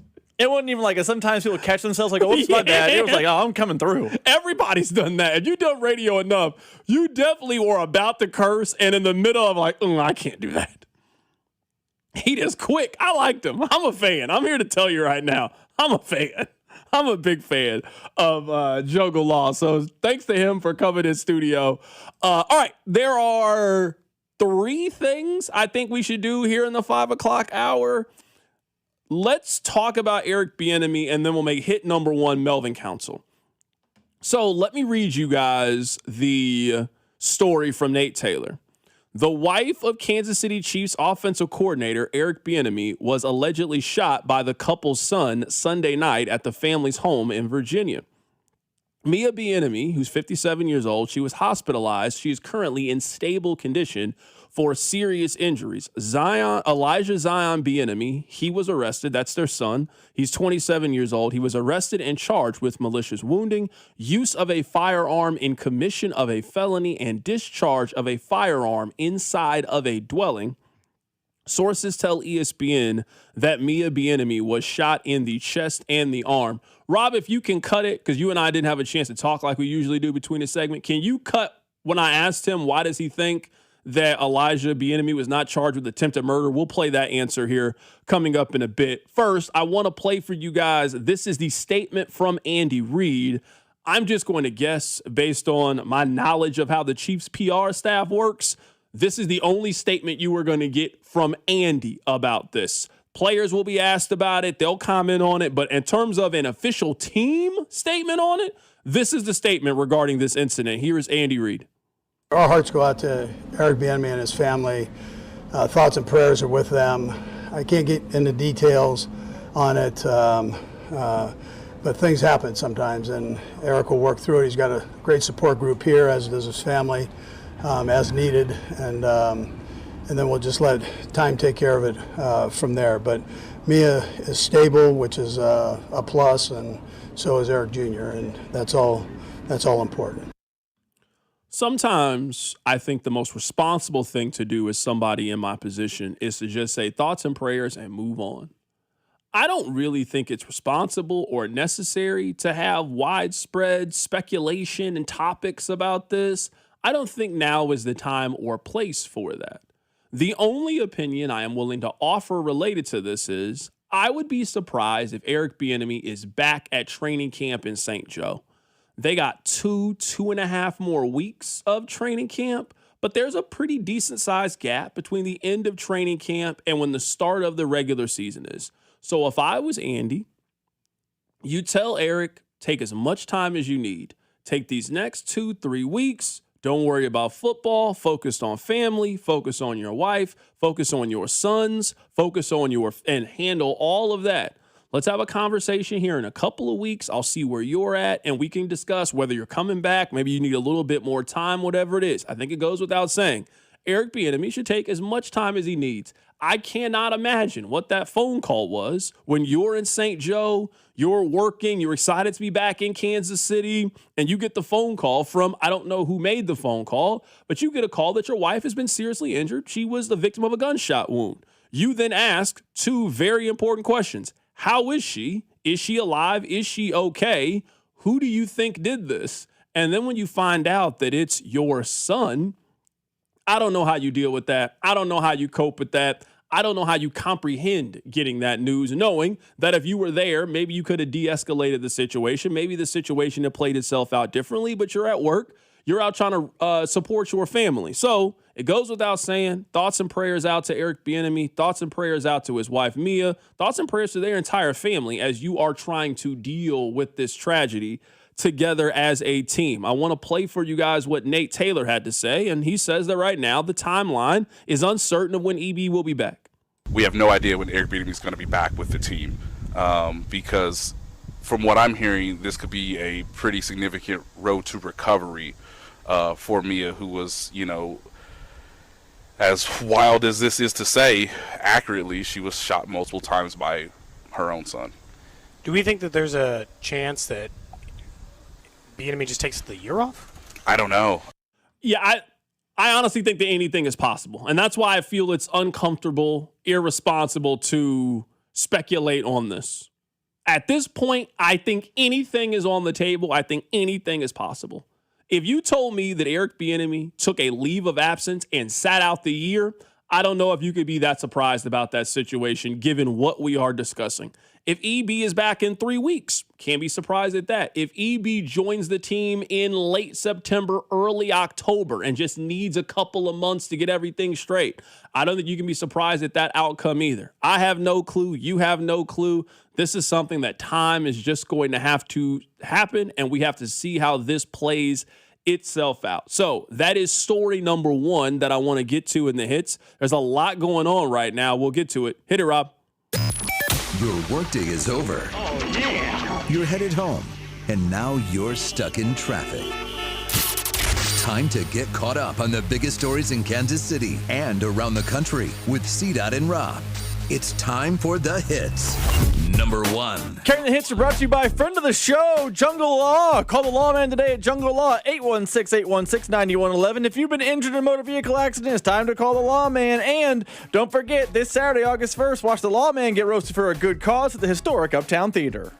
All right, so let's make hit number 1, and we'll get back to the Chiefs. Don't think that we're going too far away from the Chiefs, but this is a top story. Melvin Council has sued the NCAA. He has sued them in Douglas County Court, that's where Lawrence is, in an attempt to be eligible for the upcoming basketball season. Now, this is important to note because I hear all the time in these NCAA cases, well, of course they're going to win because they filed it in the home county. If you are going to sue the NCAA, you can only sue them in 2 counties. You can sue them in the county in which the NCAA is or the county of which the college is in. You can't just pick a neutral third-party place for this lawsuit. So they can't go down to Miami, Florida. You either got to file this lawsuit in Lawrence or file it where the NCAA is. Where do you think you got a better chance of winning at? So, of course, this is what you have to go through. I believe that Melvin Council should be eligible based on their rules. What we have seen the last 24 months is players who in a very similar situation to Melvin Council, they are allowed to play. This is no different than Diego Pavia, who was allowed to play college football last year. This is no different than Trinidad Chambliss, who is eligible to play college football this upcoming season. So if you allowed those guys to play until this, quote, loophole is completely closed, everybody that qualifies under that should be allowed to play now, and Melvin Council is one of those things. So this is a little bit more. This is from Henry Greenstein. He covers KU for the Lawrence Journal-World. Quote, the suit asserts that Council was required to attend JUCO because he had been charged with rape while in high school. According to the lawsuit and the signed affidavit, those charges were later dismissed. More, last year, the Lawrence Journal-World obtained documents in which Coach Bill Self said that Council was exonerated, and then the Monroe County District Attorney wrote that a resolution was fair and just, and his attorney at the time said that Council was wrongly accused. I did not know that was in the past of Melvin Council. I had absolutely no clue that was the case. He said he was wrongly accused. He was exonerated. He should be allowed to move forward in his life like everybody else is. That does not change my feeling on whether Melvin Council should be allowed to play college basketball or not. The rules that have been set, the precedent that has been set, I believe that Melvin Council has followed all of those rules to still be eligible to play college basketball. He did not declare for the NBA draft. He was not doing these NBA workouts. He was not participating in summer camp or summer league. That makes you a professional basketball player to me. He has maintained college eligibility. I think that Melvin Council should be allowed to play college basketball this season. If I had to guess, again, based on the examples that I gave, based on how this has been handled over the last year and a half or so, I believe that Melvin Council is going to play basketball at Kansas this year. I believe that as well. I feel like I'm trying to find the quote. Bill Self said something to the effect of, we're aware of it, we're monitoring it. We'll see what happens. Too often in these cases when it comes to JUCO, I know the NCAA has won a couple cases recently. The kid at Alabama, the 29-year-old pro who played, they got that kid off the team. Like, there have been some other examples of pro basketball players trying to play college basketball. The NCAA won those. They have lost these JUCO lawsuits historically. Diego Pavia, you mentioned. There are other cases. So I think they will be deemed eligible for at least one more year of collegiate basketball, and Melvin Council will be back at Kansas. I do, in totality, want this cleaned up by the NCAA so that we don't have to have conversation about court cases about if players are or are not eligible. That is a larger complaint I have with the state of college sports and NCAA. I think Melvin Council is going to win, but I also think he should not be wanting to play collegiate basketball for an extra year and be a 24-year-old on campus. Yeah, I completely understand what you are saying, but we have to be realistic about the climate of college basketball. The best job that Melvin Council can get for this upcoming season is playing basketball at Kansas. That is better than any international job. He is not an NBA player, and that is fueling a lot of these decisions. him going to Kansas and making six figures, maybe more, to play basketball there is by far and away the best job that he can have. So I understand why you want to continue, and I'm just going to guess, playing basketball at Kansas sounds really cool. It sounds pretty amazing if that's the kind of life that you have. Somebody texted in, Rob, this is not me, I'm not hating. Somebody says, outside of Tyron Stokes, is KU's roster so bad that they need him to return? Melvin Council averaged 15 points a game last year at Kansas. Almost every team would take Melvin Council. Almost every team. Not just Kansas. If he entered the portal tomorrow, like let's say he wins and entered the portal. Everybody would call. He'd be the most coveted player in the portal. Everybody A, because would of timeline, but sure. B, because of ability. Everybody would call. Maybe not Duke. Like, I mean, the list of teams that would not call for Melvin Council is a very small list. Mizzou is picking up the phone. Arizona is picking up the phone. Michigan is... He averaged 15 points per game last year. He's a really solid defender. He's a culture guy, role guy. He's going to come in, do the dirty work, do what you're supposed to do. I understand why Kansas will want Melvin Council back on their team, especially as the sport is getting older and you need, yes, Melvin Council is a positive to have on your team. He can't shoot. You know that. He cannot shoot. He can do a lot of other things that you need well. He's going to rebound. He's a good teammate. People will like him. He's unselfish. Yes, you want Melvin Council back if you can get him back if you are Kansas. You want him in your rotation in some capacity. And again, I believe that he is going to play. I believe that he is going to be a college basketball player this season. All right, let's transition to the other story, which is the current status right now of Patrick Mahomes. You guys know that he is back practicing. He is with the Kansas City Chiefs. He was off today. The Chiefs are off as a collective on Tuesday and Wednesday. Wednesday's our first practice. Wednesday is go time for the Kansas City Chiefs. I believe that practice is going to be padded. Maybe I'm wrong. Maybe that's the weekend. But everybody is there on Wednesday. I do know that much, that everybody is there. I want to play for you guys what Aaron Borgman had to say. He is a physical therapist, physical trainer. He used to work with the Chiefs and with the Eagles under Andy Reid and with their training staff. Here are his comments on Patrick Mahomes being cleared for practice. There's a big, huge difference between being cleared to practice and being cleared to compete and or play. And so right now at the stage of rehab he's at, the people around him have decided that they are comfortable with him returning to the practice field and that capacity and not being restricted with the practice aspect of things. But as you guys well know, practice is controlled. Practice is scripted. Practice can be cut short or lengthened. Anything can happen in practice to where you can give the athlete the best chance for success. And when we get to this stage of the rehabilitation, we as therapists, athletic trainers, so on and so forth, can mimic a lot of things, right?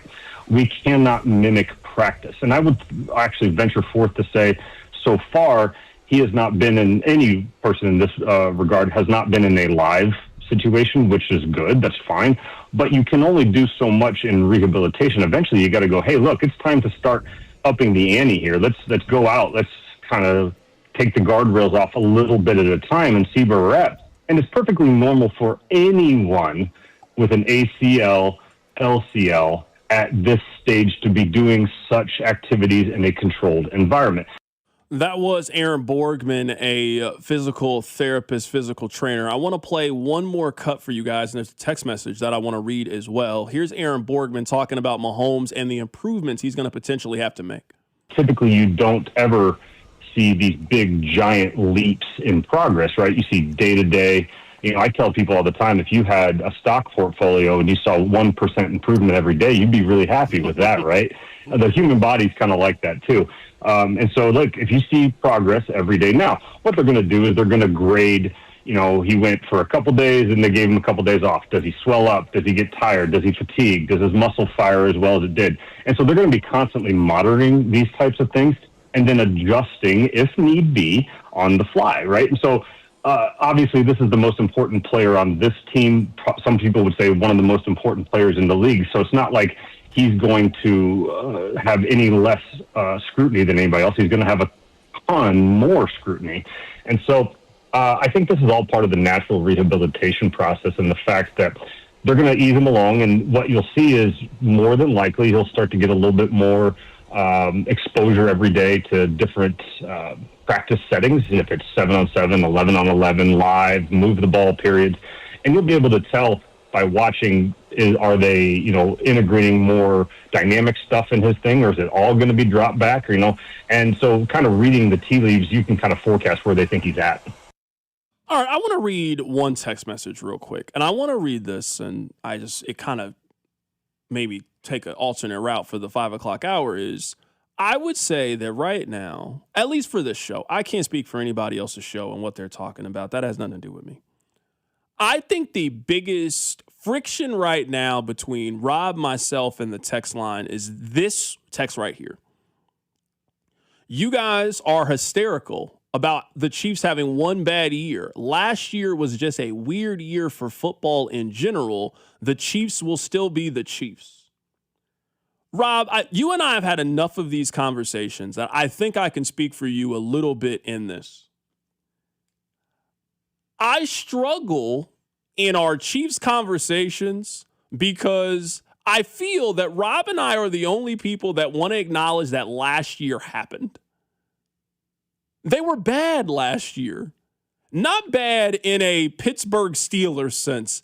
I mean, they were one of the 10 worst teams in the National Football League. And maybe where I struggle personally in my own commentary about the Chiefs is this.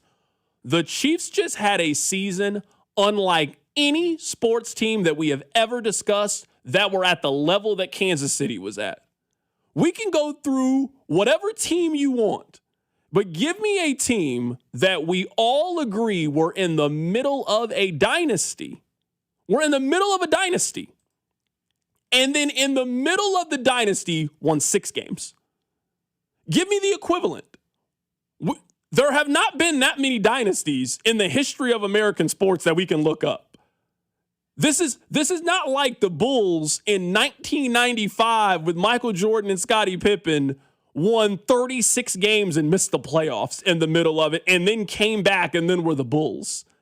We are not talking about how the 90s Cowboys in the middle of that great run that they had a season in which they won 7 games and missed the postseason.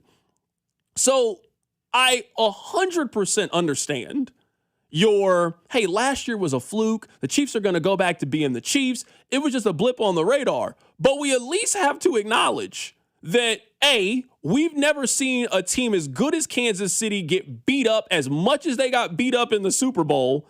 Tom Brady's played in a lot of them. They've lost. They never just get completely handled and not been competitive in the second half of the Super Bowl. Then follow that up with they won 6 games and they were eliminated in the early part of December. It didn't matter if Mahomes had finished the season or not. They were eliminated from the postseason immediately following Thanksgiving time. So I don't want to overreact to anything about the Kansas City Chiefs, but at least for me, I struggle talking about the Chiefs as a contending team when they have not looked like a contending team for 15 months.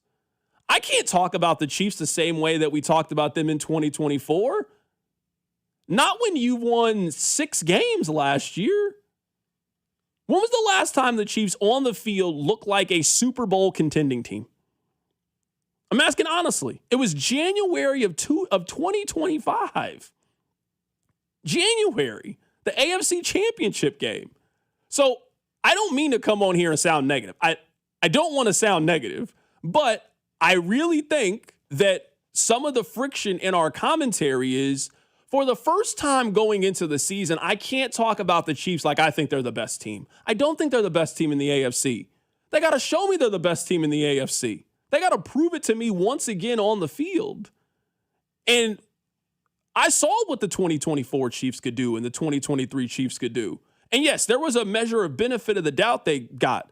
Man, that benefit of the doubt for me that they can just instantly bounce back, I lost that when I saw them get pummeled by the Philadelphia Eagles. I lost that when I see them make mistakes that they made at the end of the first game against the Los Angeles Chargers. I lost that when I saw Travis Kelce bobble a ball in there and they got beat by Philadelphia. Every time last year where it was that infraction point with Kansas City where we expected them to win, they lost. And we kept making excuse after excuse last year. They got beat by Buffalo, and it was, these regular season games don't matter. They'll turn it on. I got to see the Chiefs turn it on again. I've told you guys this from the beginning. I think the Chiefs are going to win double-digit games this year. I think they're missing the playoffs. I just can't talk about them with the same reverence that I did in 2024. They got to show me again that they're the Rams. They got to show me again that they're Seattle or one of those teams. It's just been a while since they've looked like one of those teams. We can keep talking Chiefs. I'm happy the football is back. Keep it right here, so Drive. The Drive with Carrington Harrison and Rob Brenton. You losers is what you are. On your home for Kansas City sports. 96.5 The Fan. Men, erectile dysfunction can affect much more than just your sex life. It can create stress in relationships, leading to feelings of anxiety or embarrassment, and impact your overall confidence and well-being. This is Jeff for Heartland Men's Health, and we specialize in treating men's sexual health issues to help men find solutions that fit their individual needs. ED is a frustrating condition, and many men suffer for years without seeking treatment. But the good news is that if you're like most men, we have the answer. Our licensed medical providers will evaluate your specific medical situation and recommend a plan designed for you. And these advanced medical therapies work, with treatments having success rates of well over 90%, which means you and the one you love can have great sex again without the fear and worry of ED. You can even last up to an hour or more, and you may just find you're performing like you haven't in years. So call us. Your initial visit is just $99 and includes blood work, a medical consult, and if medically advised, a test dose. And if that test dose doesn't work in the office, your visit is free. Call 844-447-6600 or go to heartlandmenshealth.com. At Farmers, our honesty is contagious. Wait, am I going to catch honesty? Well, when you're with Farmers, it's kind of inevitable. Well, how long does it take to...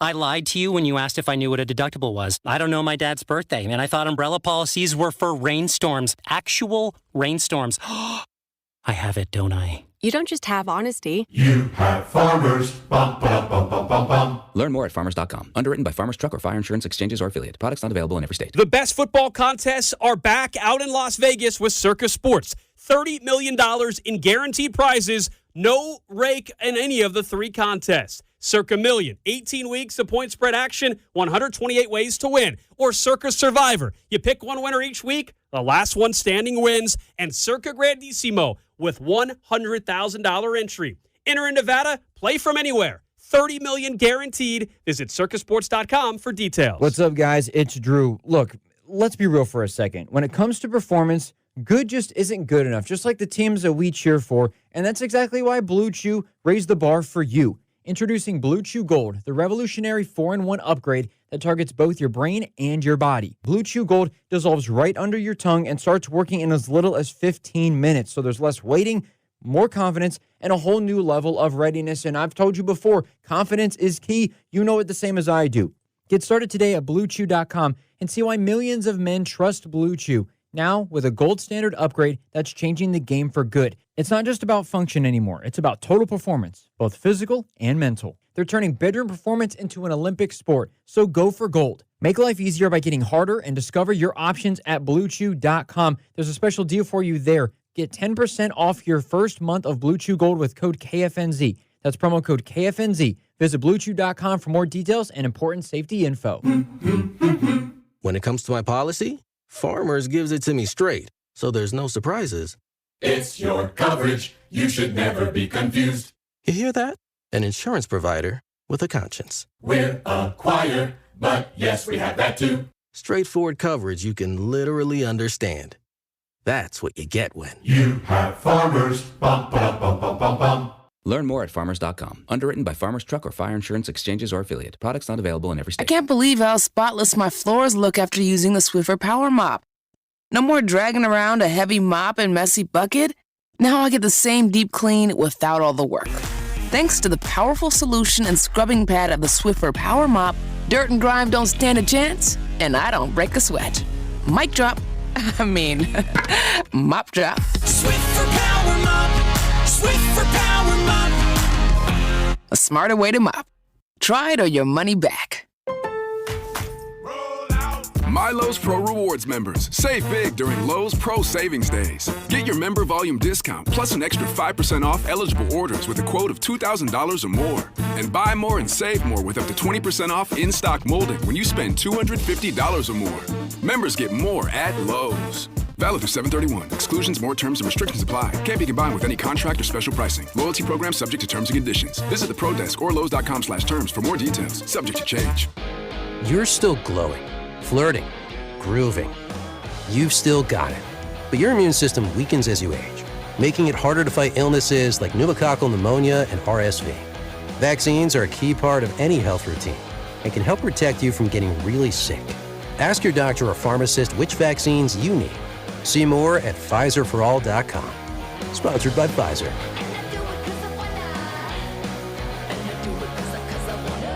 Royals coverage is brought to you by Blue Cross and Blue Shield of Kansas City. Brought to you by Blue KC is the Coaches with Character program. Do you know a rock star high school coach in your district? Nominate them for the Blue KC Coaches with Character program at bluekc.com/nominate coaches with character. Let's make our coaches feel special and make our community a better place to live, work, and play. Here's your traffic report on 96.5 The Fan. Brought to you by SWL Injury Law, the Car Crash Kings. It's what they do. Visit SWLinjurylaw.com. Got a crash on the curve, right lane blocked 470 northbound as you approach Struther. Again, move to the left. Okay, still a little bit of a slow go. The crash on 49 southbound at Red Bridge. That's up and out of your way, but it looks like a stall now. 49 northbound past Red Bridge. Still slow both directions in the area. I'm Val with traffic on 96.5 The Fan. Hey, it's George Karlaftis from the Kansas City Chiefs. Welcome to The Drive with CDOT on your home for Chiefs football. 96.5 The Fan. To go back to what we were talking about, CDOT, that's assuming that the 2024 team was really as good as the record indicated. They were extremely lucky in one-score games. The O-line was patchwork, and we're still having the same wide receiver conversation. The last time they looked like the Chiefs was in 2023.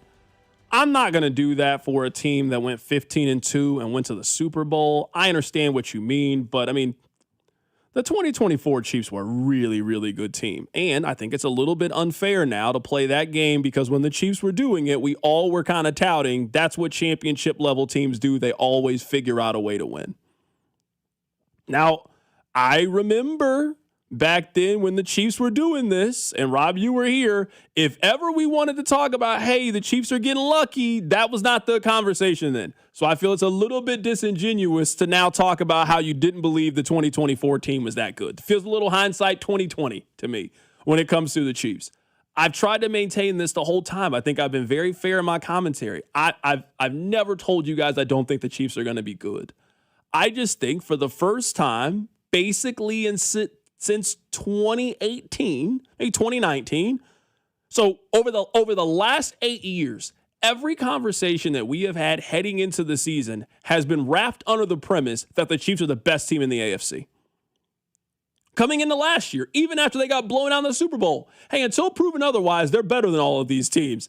Well, last year, Houston proved they were better than Kansas City. Buffalo proved they were better than Kansas City. Denver proved they were better than Kansas City. New England, a lot of these teams proved they were better than Kansas City. So if you're a championship level fighter, if we're comparing this now to boxing, making the boxing analogy here, yeah, you used to be the heavyweight champion. You've been knocked out in your last couple of fights. You don't still get to be the champion. That's not how any of this works. No, you got to build yourself back up. Week 1 against the Broncos is a perfect place to do that. They're in your division. They won the division last year. The Broncos think they're better than you. They think they're better than you. Beat them. Week 1, in front of everybody. Mahomes is back. We got a good run game. We are better than you. And beat them. And it'll change our conversations. Like, I think, and I haven't looked at the whole schedule. I have it all completely memorized off of me, but I think you could argue that's the most important Week 1 game in the NFL. There might be another one that I'm missing, but just the perception that all of us will have after that one game, it's really only 2 paths that I think can exist after Week 1. Path 1 is there is a new sheriff in town. The Broncos are the best team in the AFC West because Vegas doesn't think that. The public doesn't think that. You guys don't think that about the Broncos. But if the Broncos come in here Week 1 and beat Kansas City, the perception for everybody else will be they're now the team you need to catch in the AFC West. They stole home field against you. You got to go to their place coming up in a couple of weeks. The Broncos are the best team in the AFC West. Or if the Chiefs win, the perception is going to be the king is back. If the Chiefs win week 1 and they take care of business at home against the Broncos, I can already tell you what the conversation is going to be. They won this game. Mahomes isn't even at 100%. Look at the offseason that they had with Rashee Rice. And I hate to throw the Eric Bieniemy thing in there, but their offensive coordinator missed some time, and they still found a way to beat the Denver Broncos. Nothing has changed. The AFC West goes through Kansas City. There is no middle ground to me in how we're going to feel on the Tuesday after the Monday Night Football game. So I'm happy that's the game we get. I'm happy that's the order that we get. If they beat Indianapolis in week 1, yeah, it'd be great. I don't know if that really teaches us anything. I don't know if we learned anything. You beat the Broncos in week 1, we will certainly have a lot to talk about for that next week. I think one thing that the text line maybe is operating different than me and you are, and me and you are actually on the same page. I've been saying they're like a 9, 10, 11, 12 win team. That's a good football team. That's a 3 to 6 win difference for the Chiefs. I've been operating like they're a good team. You've been operating like they're a good team. I think the text line is operating like calling them a 9, 10, 11 win football team is an insult. I think, and I know the text line is not a monolith, and I apologize for speaking of it as one entity. I think at times the text line and Chiefs fan and Chiefs Kingdom are still operating like the Chiefs are in 2024 mode, where if you called them anything other than a 14-plus win team, it was a sign of disrespect, and you were just being a hater and an anti-Chiefer. I remember in 2020, after the Super Bowl, there was a thought they could go undefeated, and they started like 9, 10-0 that year before the Raiders got them. Like, there was a thought that anything under 15 wins is insanity to even project, and I think the text line is still operating in that sphere. What do you mean they're an 11-win team? They're 14. They're the Chiefs. I don't know that you can just call them the Chiefs anymore. I still think they're good. I just think they're a part of a group of good and not just a standalone, they're by themselves. Yeah, someone just texted in, CDOT, I think last year's team was good. They just got unlucky in one-score games. The Pats were lucky because they played a last-place schedule. The Broncos had the same one-score luck that the Chiefs had the year before. It's a wash. I think the 6 wins for Kansas City is a reflection of the injuries that they had at the end of the season. I think that last year's team was probably an 8 or a 9 win team. I think they were probably an 8 or a 9 win team. Mahomes doesn't play the last 3 weeks of the season. I mean, they lost to Tennessee last year. They lost to Tennessee. I mean, come on now. It was bad. It was not that bad. It was not lose to Tennessee bad last year. I think the last season's team is probably an 8 or a maybe 9 win team. I don't think they showed they were a consistent playoff team at any point last season. So, yes, I agree with you. They had a 5-year record of being the best team in the NFL at one-score games, and then it was on the other side. But I also think that we are talking about these one-score games like how you play and how you perform doesn't factor into whether the Chiefs made a lot of losing plays last year, too. A lot of losing plays. So some of those one-score games, they were not random coin flips. Patrick Mahomes throwing an interception that goes for a touchdown against the Jacksonville Jaguars is not random. Your defense being on the field against Jacksonville and you need one stop to win the football game and you don't get the one stop, I just can't sell that like it's a random coin flip. The Chiefs had a chance to be a decent team last year, and almost every single turn when you either needed their offense to step up and make a play or you needed their defense to get off of the field and force a turnover or force a stop, they couldn't do it. And that is just usually the byproducts of a team that's not really that good. Now, that's last year. You can obviously turn it around this year. I'm encouraged by the offense and what they've done with the run game. We'll see if their defense can come together. My biggest point in this and what we've been talking about, it's just very simple to me, again, with Kansas City. To go back to the boxing analogy, yes, they were the undisputed heavyweight champion of the world. They were.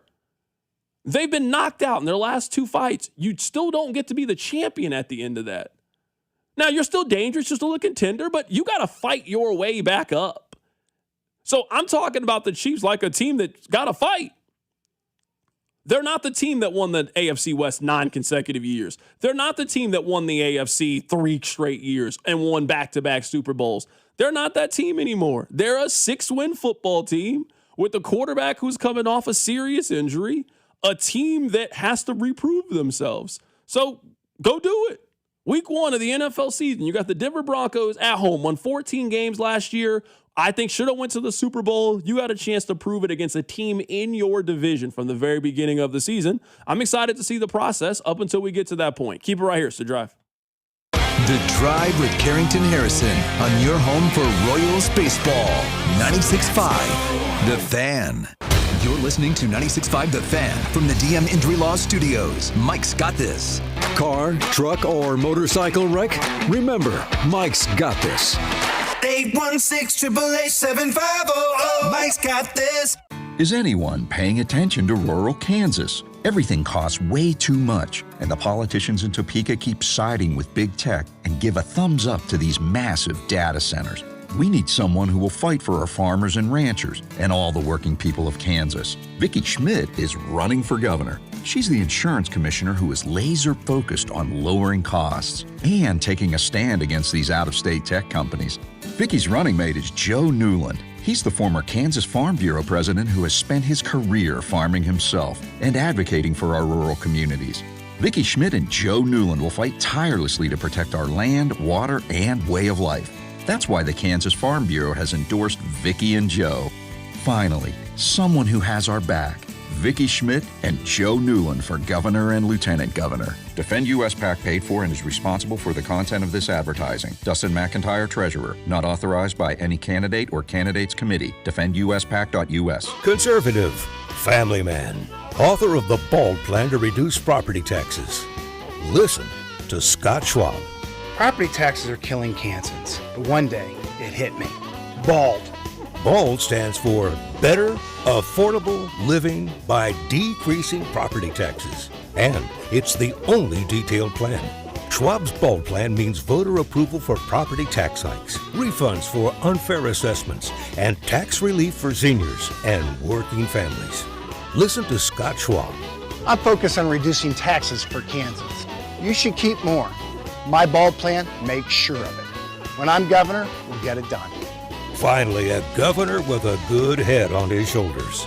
Author of the BALD Plan to Decrease Property Taxes. Conservative Republican Scott Schwab for governor.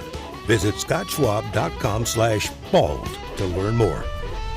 Paid for by Schwab for Governor, Jim Felter, Treasurer. DQ presents Being a Miracle Maker. Making a difference in your community has never been easier because July 30th is Miracle Treat Day at DQ. You buy a blizzard tree at participating locations and DQ will donate $1 or more to Children's Miracle Network to benefit your local children's hospital. So on July 30th, buy a blizzard tree and be a miracle maker, a blizzard eating hero, doing their part on Miracle Treat Day. July 30th, DQ. Happy tastes good. I'm Bob Burke, founder and chairman of Burke America Parts Group, a family of brands that includes RepairClinic.com, an appliance and HVAC parts solution company that's grown into an international brand. Before AmericanEagle.com, we partially launched a new technology platform developed by another firm. American Eagle helped take our technology to a whole new level with digital marketing, software development, and business insights into our key markets, appliances, HVAC, and outdoor power equipment, and did so both on time and on budget. AmericanEagle.com has the resources, experience, and talent needed to produce solutions. Our new technology platform, developed by AmericanEagle.com, has produced tremendous results with higher traffic, conversion, engagement, and online revenue. If you have any home repairs you need to take care of, check us out at RepairClinic.com. If you need a world-class website or technology project, then I would highly recommend AmericanEagle.com. Call AmericanEagle.com at 773-NETWORK. That's AmericanEagle.com, 773-NETWORK. At Farmers, our honesty is contagious. Wait, am I going to catch honesty? Well, when you're with farmers, it's kind of inevitable. Well, how long does it take to... I lied to you when you asked if I knew what a deductible was. I don't know my dad's birthday, and I thought umbrella policies were for rainstorms. Actual rainstorms. I have it, don't I? you don't just have honesty. You have Farmers. Bum, bum, bum, bum, bum, bum. Learn more at farmers.com. Underwritten by Farmers Truck or Fire Insurance Exchanges or affiliate. Products not available in every state. Rob Sight Ford, KC's Ford volume leader and top rated on Google. 135th and State Line. Rob Sight Ford, your 2025 Ford volume leader. Top rated on Google with 4.8 stars and 3,000 plus reviews. The best selection, best prices, and Kansas City's best customer service. Visit Rob Sight Ford at 135th and State Line. Buy right, save big, and drive home a winner. Only at Rob Sight Ford. Hey, it's Bobby Witt Jr., and you're listening to the home of the Royals, 96.5 The Fan.